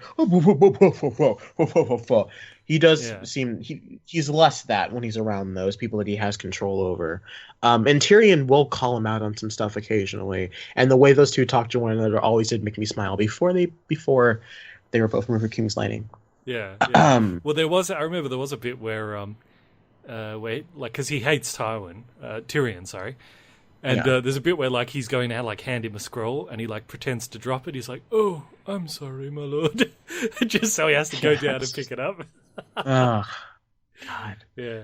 If there's a deleted scene, what about you? I mean, I can go to the obvious and go to Batman, Superman, and they could easily, make the wheelchair out of lead. Like there's so many little comments of like, oh, the wheelchair's made out of lead. He can't see through lead. Like this easy fixes that they should have left the movie. Like having the KG Beast guy burn the bodies. Yep, very important. That very, very crucial moment, because Superman doesn't use bullets. Having that extra scene of him helping carry people out of the courtroom after it blows up. Yes. They cut out all this stuff that people in the movie are like, having Clark Kent go and investigate things about the Batman is a very crucial point in the plot, because it helps you understand that maybe that's why he doesn't want to talk to Bruce Wayne, because he knows he can't be reasoned with already. Yeah. And you get more of that when you see the Ultimate Edition. Doesn't excuse the trash that the film is. That whole scenario of and because without that, all of a sudden he's just talking to Bruce Wayne. He's like, Batman's evil, and you're like, what? Like, there's only one scene earlier, like when you cut out all the investigation, there's only one bit earlier where he's talking to Perry White, and you're like, why is he so, But yeah, when you see those deleted scenes, it's like he's actually met the family of people who have Yeah, you're right. I'm thinking back to that scene where Perry White has the newspaper, and it's just like a blank sports section. I'm like, why would you print that? Like, why would you print that? No one's going to be interested in this idea of a Batman vigilante. Let's talk about sports. Yeah, no wonder this. And he just has this blank section of the paper. I'm like, what is that? What kind of movie am I watching right now? But in terms of deleted scenes, like BVS has a few that should have been in that movie from the beginning. It would have helped explain things that a lot of people, I think, would have had problems with. one of which being Superman's motivations. I have another question here from Seb Petey, friend of the show, Seb Petey. Yep. He says that he has a Steven Universe tattoo. Steven Universe is a cartoon, if you don't know Bandit. It's a very popular cartoon on Cartoon Network. It's quite good from what I've seen. For those of you guys that probably watch Steven Universe, I like it, so there you guys go. There's your satisfaction. Because we always get people on the show being like, you should watch this property. You should watch this property. I need your opinion on this. And I'm like, I don't have time to watch every episode of Dragon Ball Z. I'm sorry. But I have seen some Steven Universe. But his question is, what's the furthest you have gone from a property that for a property that you're a fan of? What's the line you've crossed? And my answer to this is, I haven't gotten a tattoo, but I do have a scar from Star Wars. Really? A couple of years ago, I remade the Force Awakens trailer, the one it's like Chewie, we're home. I remade that trailer on about a $20 budget, and I had a fun time making the trailer. Yeah, you guys have seen the trailer. I think it's quite good. That's just my opinion, though. It's actually trash, but I like how ridiculous and funny it is. And while I was building the Millennium Falcon out of paper, cardboard, and hot glue, some of the hot glue got onto my thumb. At which point it was like on the knuckle of my thumb. At which point I then grabbed the hot glue, because when you hurt yourself, you're like, I put your hand over where you got hurt. I put my hand on the hot glue, so not only did I burn the knuckle on my thumb, I burned part of my hand. I still see the scar. So I have 2 scars from the Star Wars trailer. So I've literally had blood, sweat, and tears for the Star Wars franchise. Yeah, I've scarred myself for Force Awakens. Thank God it was good, by the way, because if you imagine if Force Awakens sucked and I had scarred myself for that movie, I would have been very upset. But yeah, you guys can see the result of that scarring on my YouTube channel. So, well, yeah, I mean, I don't have any tattoos or anything either, but the most I've ever gone for my love of a franchise is... Is this when you almost got into a fight in the movie theater for Lord of the Rings? No. I love that story. That was I actually walked out on a girl at a date because she thought Superman was stupid. Bandit, you think Superman is... No, wait, no, you don't. Oh, no, you think I love Batman Superman. That's why I don't like the mind. way he was treated in Batman v Superman, and I defended him in Man of Steel. It's my cousin that hates Superman. You're the one that doesn't like Batman. That's right. No, I like Batman too. I just don't like him murdering everyone. But yeah, I just walked out of her on a date. Work me through this. Don't give her name, obviously, but like, what were her exact lines? Like, what did she exactly say? I can't remember what she said exactly. She just started laughing when I mentioned something about Superman, and she's like, "You like Superman?" And I was like, "Huh, okay." I was like, well, it was like at a cafe, and I like to imagine you guys were sitting at McDonald's. You guys just like, and, like, you guys sitting there with your Big Macs, and you're just like, you don't like Superman, huh? Well, I thought, well, I'm gonna get. Well, she laughed at it. It hurt my feelings, so I was like, "Oh, I'm gonna get you for this." So I was like, "Yeah, I'm just gonna get some more sugar for the coffees." So, and I just walked out. So she would have ended up having to pay for both the coffees. So that's how I got her back. What was her? Did you guys meet at the diner? Did you drive her there? Because I can't imagine walking on a date, especially if you guys met, like if you guys were each other's ride. You know what I'm saying? No. We met up. No, we met there at the coffee place because it's like neutral ground and all that. And right on. yeah, but so she would have had to pay for both coffees after that. Oh, Bandit! My God, Bandit, you for not liking Superman. Making girls pay, stomping on dogs, fighting at the movie theater over Lord of the Rings. Well, hey, you gotta stand Australia. Up for Superman. You know? Oh, Australia. Oh dear. Yeah, this is a random question. That's the most I ever did for her. Was she a redhead? Do you remember if she was a redhead or not? No, she had black hair. This is a random question. Oh, Bandit! All right. Whatever. All right, where are we? Leroy. You're such a nerd. You walked out on a date because your girlfriend didn't...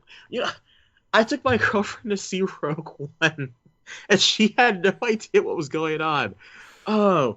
Well, look, to be fair, that was my friends trying to fix me up with someone, and those situations never work out well anyway. So that's true. It's fine. That's true. Right, whatever.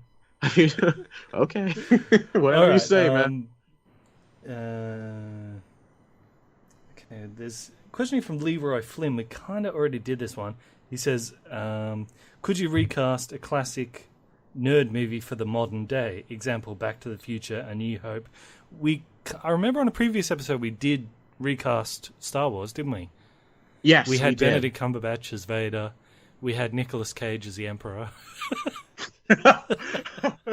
Now, young Skywalker, you will turn to the dark side. I just love to see that. You know, him in all the makeup and he'd go completely over the top. Yeah, like zapping him with lightning. That'd do be great, it, young Skywalker. Do it. I can do Nicolas Cage all day. I think we had Scarlett Johansson as Princess Leia. Didn't we have her? That's something like that. Robert Downey Jr. as Han Solo, obviously. That's right.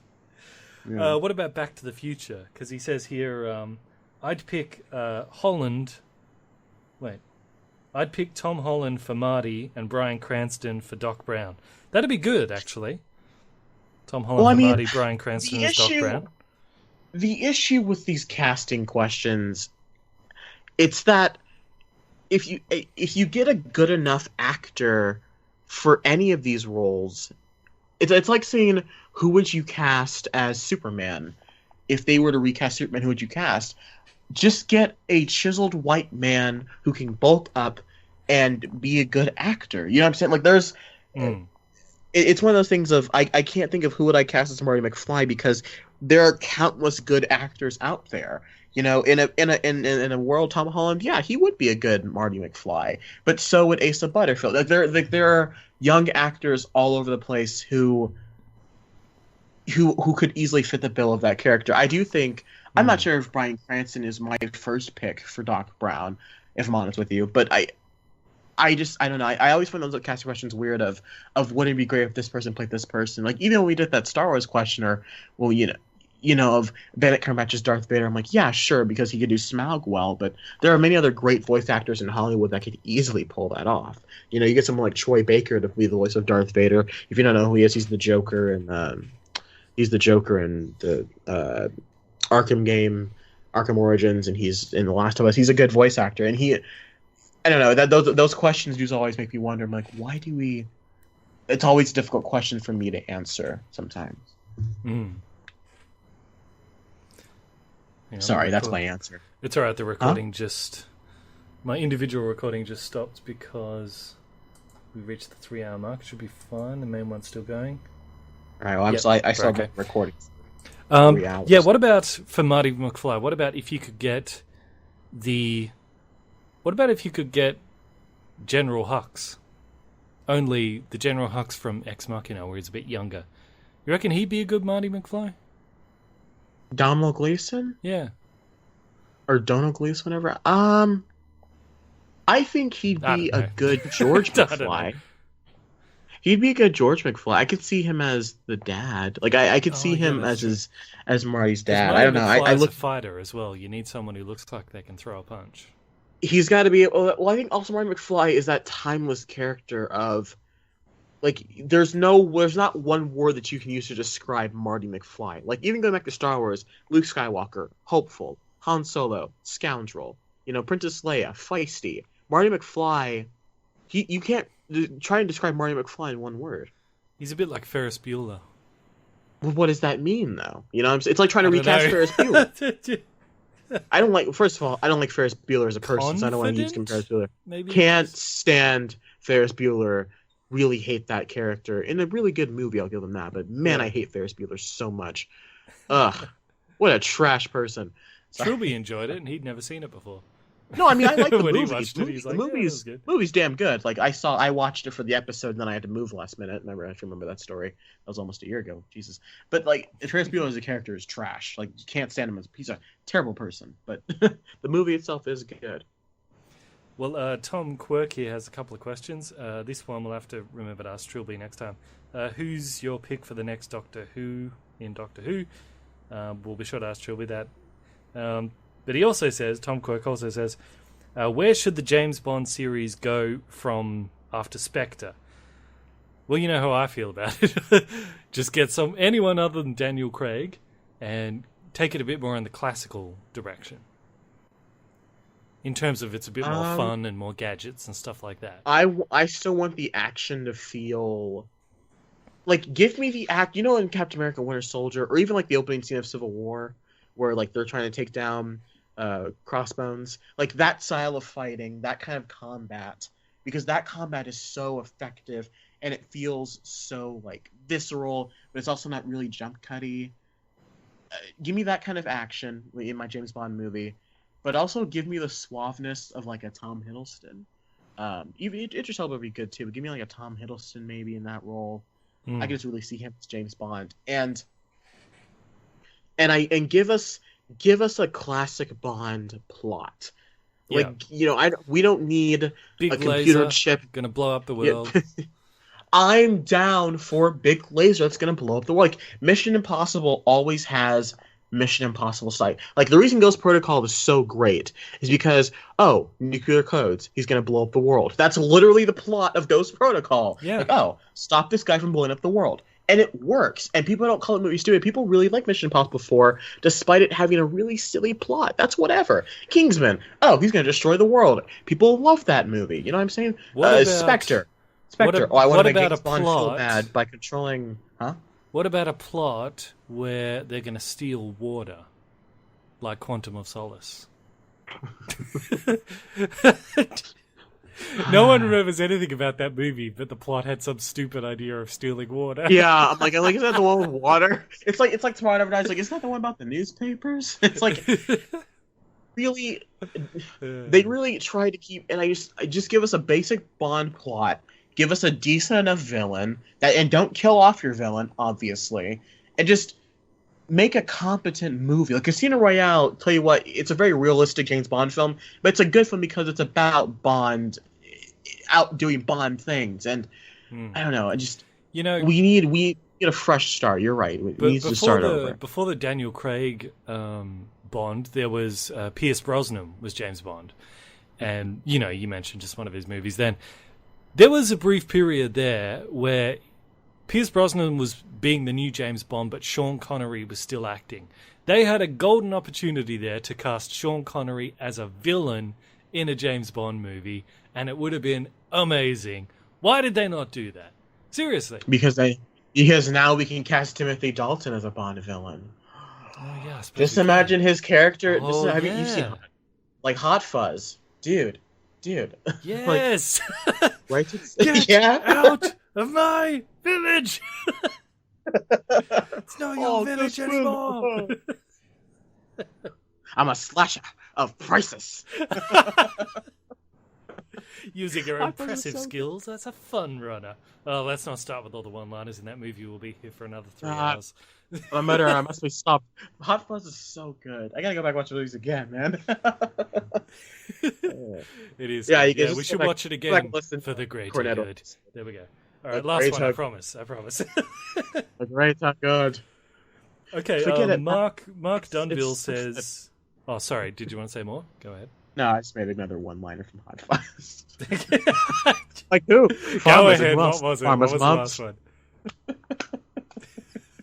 Farmer's mums.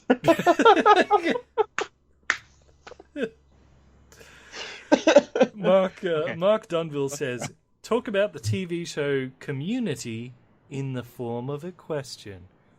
Okay. What is Community? You ever heard of Community? No.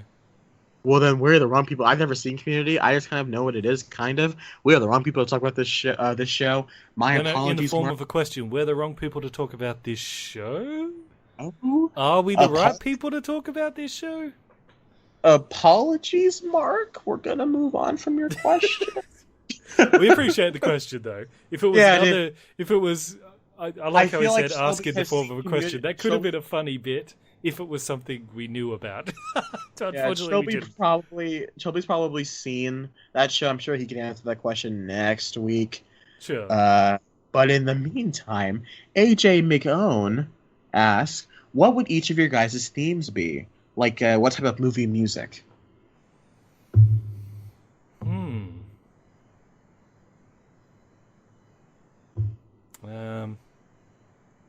I'd probably have...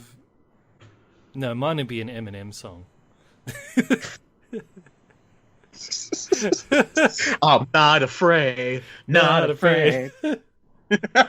No, I'd pick like I'm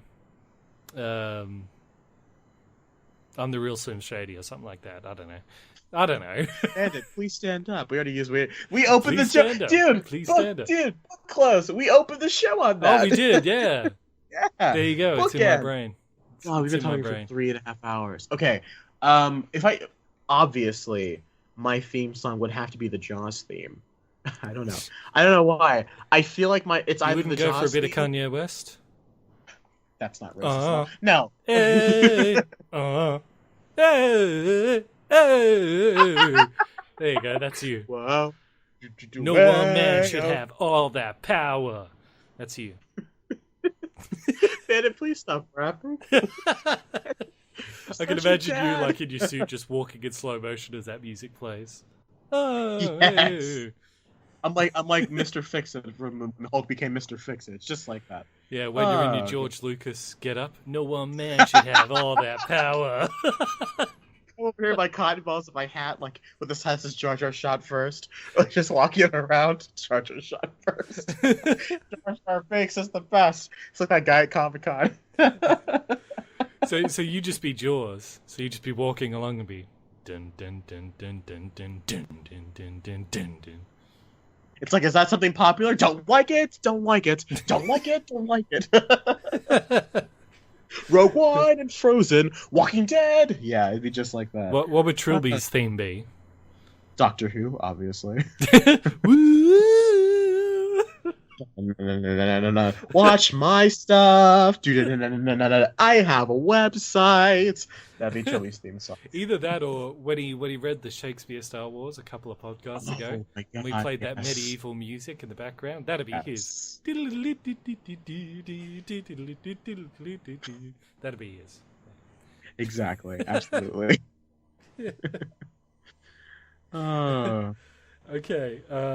Ryan James said, "Here's one you probably like, Trey. What is a satisfying answer to why Luke has been on that island alone for the past few years?" We got a satisfying answer as to why Luke has been on Octu for the last 6 years. I think it's Did we 6 though? years. Yeah. Maybe this is the real reason he asked this question. He wants to get us to argue again. I know what he's trying to do. I smell your sarcasm, sir. I get what you're trying to do. And to answer your question, Aji Lestrange... You will not divide us, Ryan James. Bandit will never stop telling me about The Force Awakens, Aji. I got your question. Okay, here's what I'll say. It's been answered. To say or not that answer is satisfying is up to the people, that is up to every single individual person. I can't speak for Bandit. I think that's a satisfying answer. Okay, the question is no longer why he's there. The question is now what happens next. Okay, but to do this question justice, I have to push back a little bit, okay? So I don't want to trigger a big argument, but to do the question justice... I'm twiggered! So is it, though? Because everything we know about Luke from the original trilogy is he's the guy who confronted Vader twice. He's not the kind of guy that runs away and hides on an island when things go bad. He's the guy who faces it. So how does him hiding on an island and allowing the First Order to spring up and plunge half the universe into darkness and create another Death Star that destroys multiple planets this time, how is him allowing all that to happen in line with the guy who, even before he developed his Force abilities, was like, I want to get out there. I want to see the universe. I want to join the Flight Academy. How is that the same character? Well, I think that characters, much like people, can go through arcs and go through changes, and I think we got 24 years of Luke that we didn't see before he vanished. Because let's say it's been 5 or 6 years since Kylo Ren, turned against his family and went to the dark side. I mean, that means we spent 20 plus years of Luke trying to restarting the Jedi and training the Jedi and trying to be, and everything that he's spent and worked for the last 20 years is crashing down in a field of death and suffering, and it's all his fault. It's all because of him, and he adds so much weight on him. And it's not the same thing as him confronting Vader and going away from Vader. Also, keeping in mind that we don't know the full story of what happened there. I'm sure that's going to be explained in The Last Jedi, but I think it's justified to know that, and Han Solo says, he's like, Luke felt responsible, and you realize it's been 20 years worth of build-up to have it all be destroyed around you, and then to have your nephew, your sisters, and your best friend's child turn to the dark side and become evil because of you, and have to turn them, look in the face, and say, your son is now a murderer that has gone to the dark side. Yeah, I get that he feels bad and he feels responsible for all that, and he's like, oh, I made such a mess of things. But what I don't get is, why would Luke not fix up the mess he made first and then go off? Who's to say he didn't try? Who's to say he didn't try? Obviously he didn't try hard enough, because the First Order's still there. He's one man. You know what I'm saying? Like, and to be fair, the First Order is not... the First Order reigns over the galaxy, but it's not like the Empire where they control everything. The First Order's main base of operations is Starkiller Base. The Empire had far more outreach and control. The Senate and the Galactic Senate of the Resistance and whatnot, they are not controlled by the First Order. Yeah. In fact, they're destroyed by the First Order. Maybe he's the First Order is not as big as... the First Order is not as large and expansive as the Empire was. So the First Order is not as big as a threat until they destroy the Republic, which then makes them the strongest superpower in the galaxy. You know what I'm saying? So now we're actually at that point now in Episode 8, closer to where the Empire was in Episode 4. Because in Episode 4, it was an empire for a reason. It stretched across the entire galaxy. The First Order is not like that yet, because they've only been around for like 6 years. Yeah. Well, I guess maybe Luke has become the kind of Luke that we know, like, you know, when he's in Empire Strikes Back, when he's trying to pull the X-Wing out of the swamp, and it sinks deeper, and he's like, we'll never get it out now. Maybe he's like that. You want the impossible. Maybe he's like that with the First Order. He's like, oh, I'll never fix that now, so I'm just not going to bother. You know, maybe he's just that guy again. Leia's like, Luke, you need to say that. He's like, you want the impossible. Like, he storms off in temper tantrums in his room. He's like, Luke, come off that island. No, I don't want to.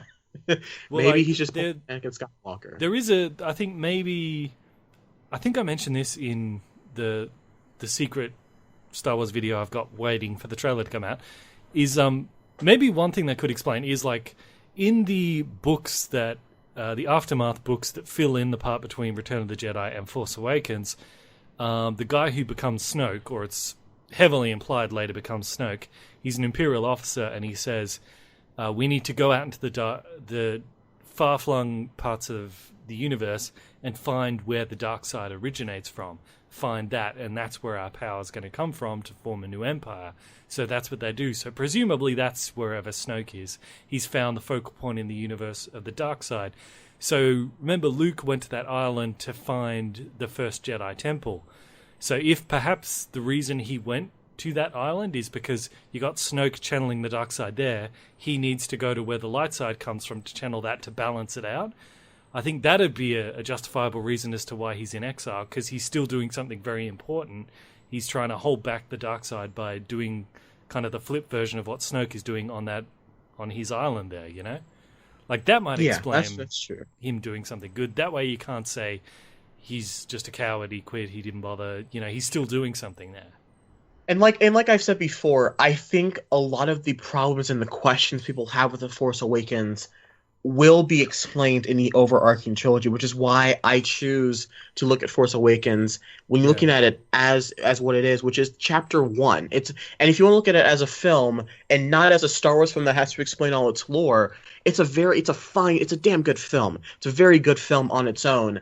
But if you want to look at it as an expanding lore of the Star Wars mythos, it's only Chapter 1. You know, it's well, hopefully when it comes to answering these questions, they won't do what the Harry Potter series did, which is just let them pile up for movie after movie after movie, and then just set aside 10 minutes and go, okay, where's the list of everything we haven't answered? Okay, let's go through them all. Why is he on the island? We'll say it here. Why did this happen? We'll say that. Just throw it all out. Hopefully they don't do that. They answer your question of Harry Potter in Book 5. Technically, they answer a chunk of your questions in the first book, but you don't want to read the book, so that's whatever.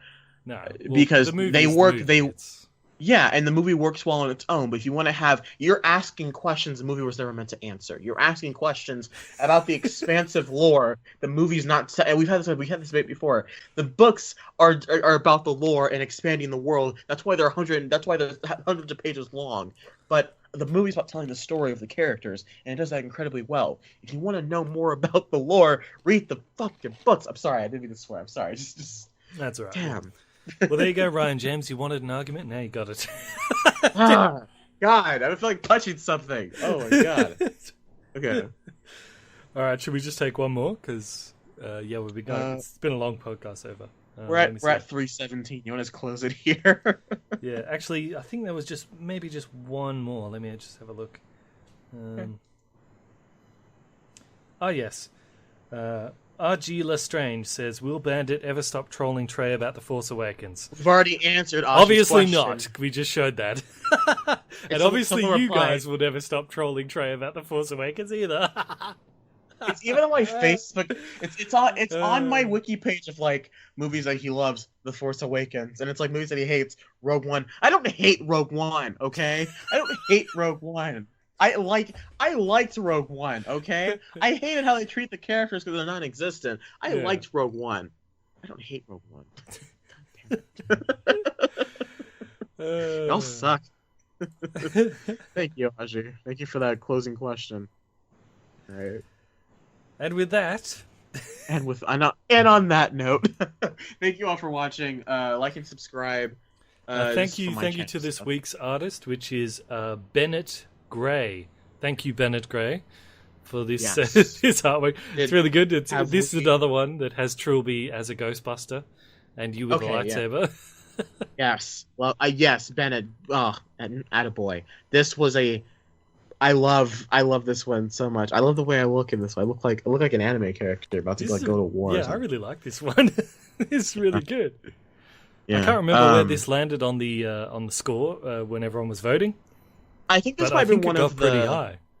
I think this was one of the past deadline submissions, wasn't it? I think it was one. I think it was because there were like 5 or 6 that were really spectacular, but were were posted after submissions were due or something like that. So I think this might be one of them. If not, if I'm wrong, then that's whatever. But I still love. You look like such an overarching like villain. Like I'm like the hero. Trilbee's like the supportive best friend, and Bennet's like this really terrible villain.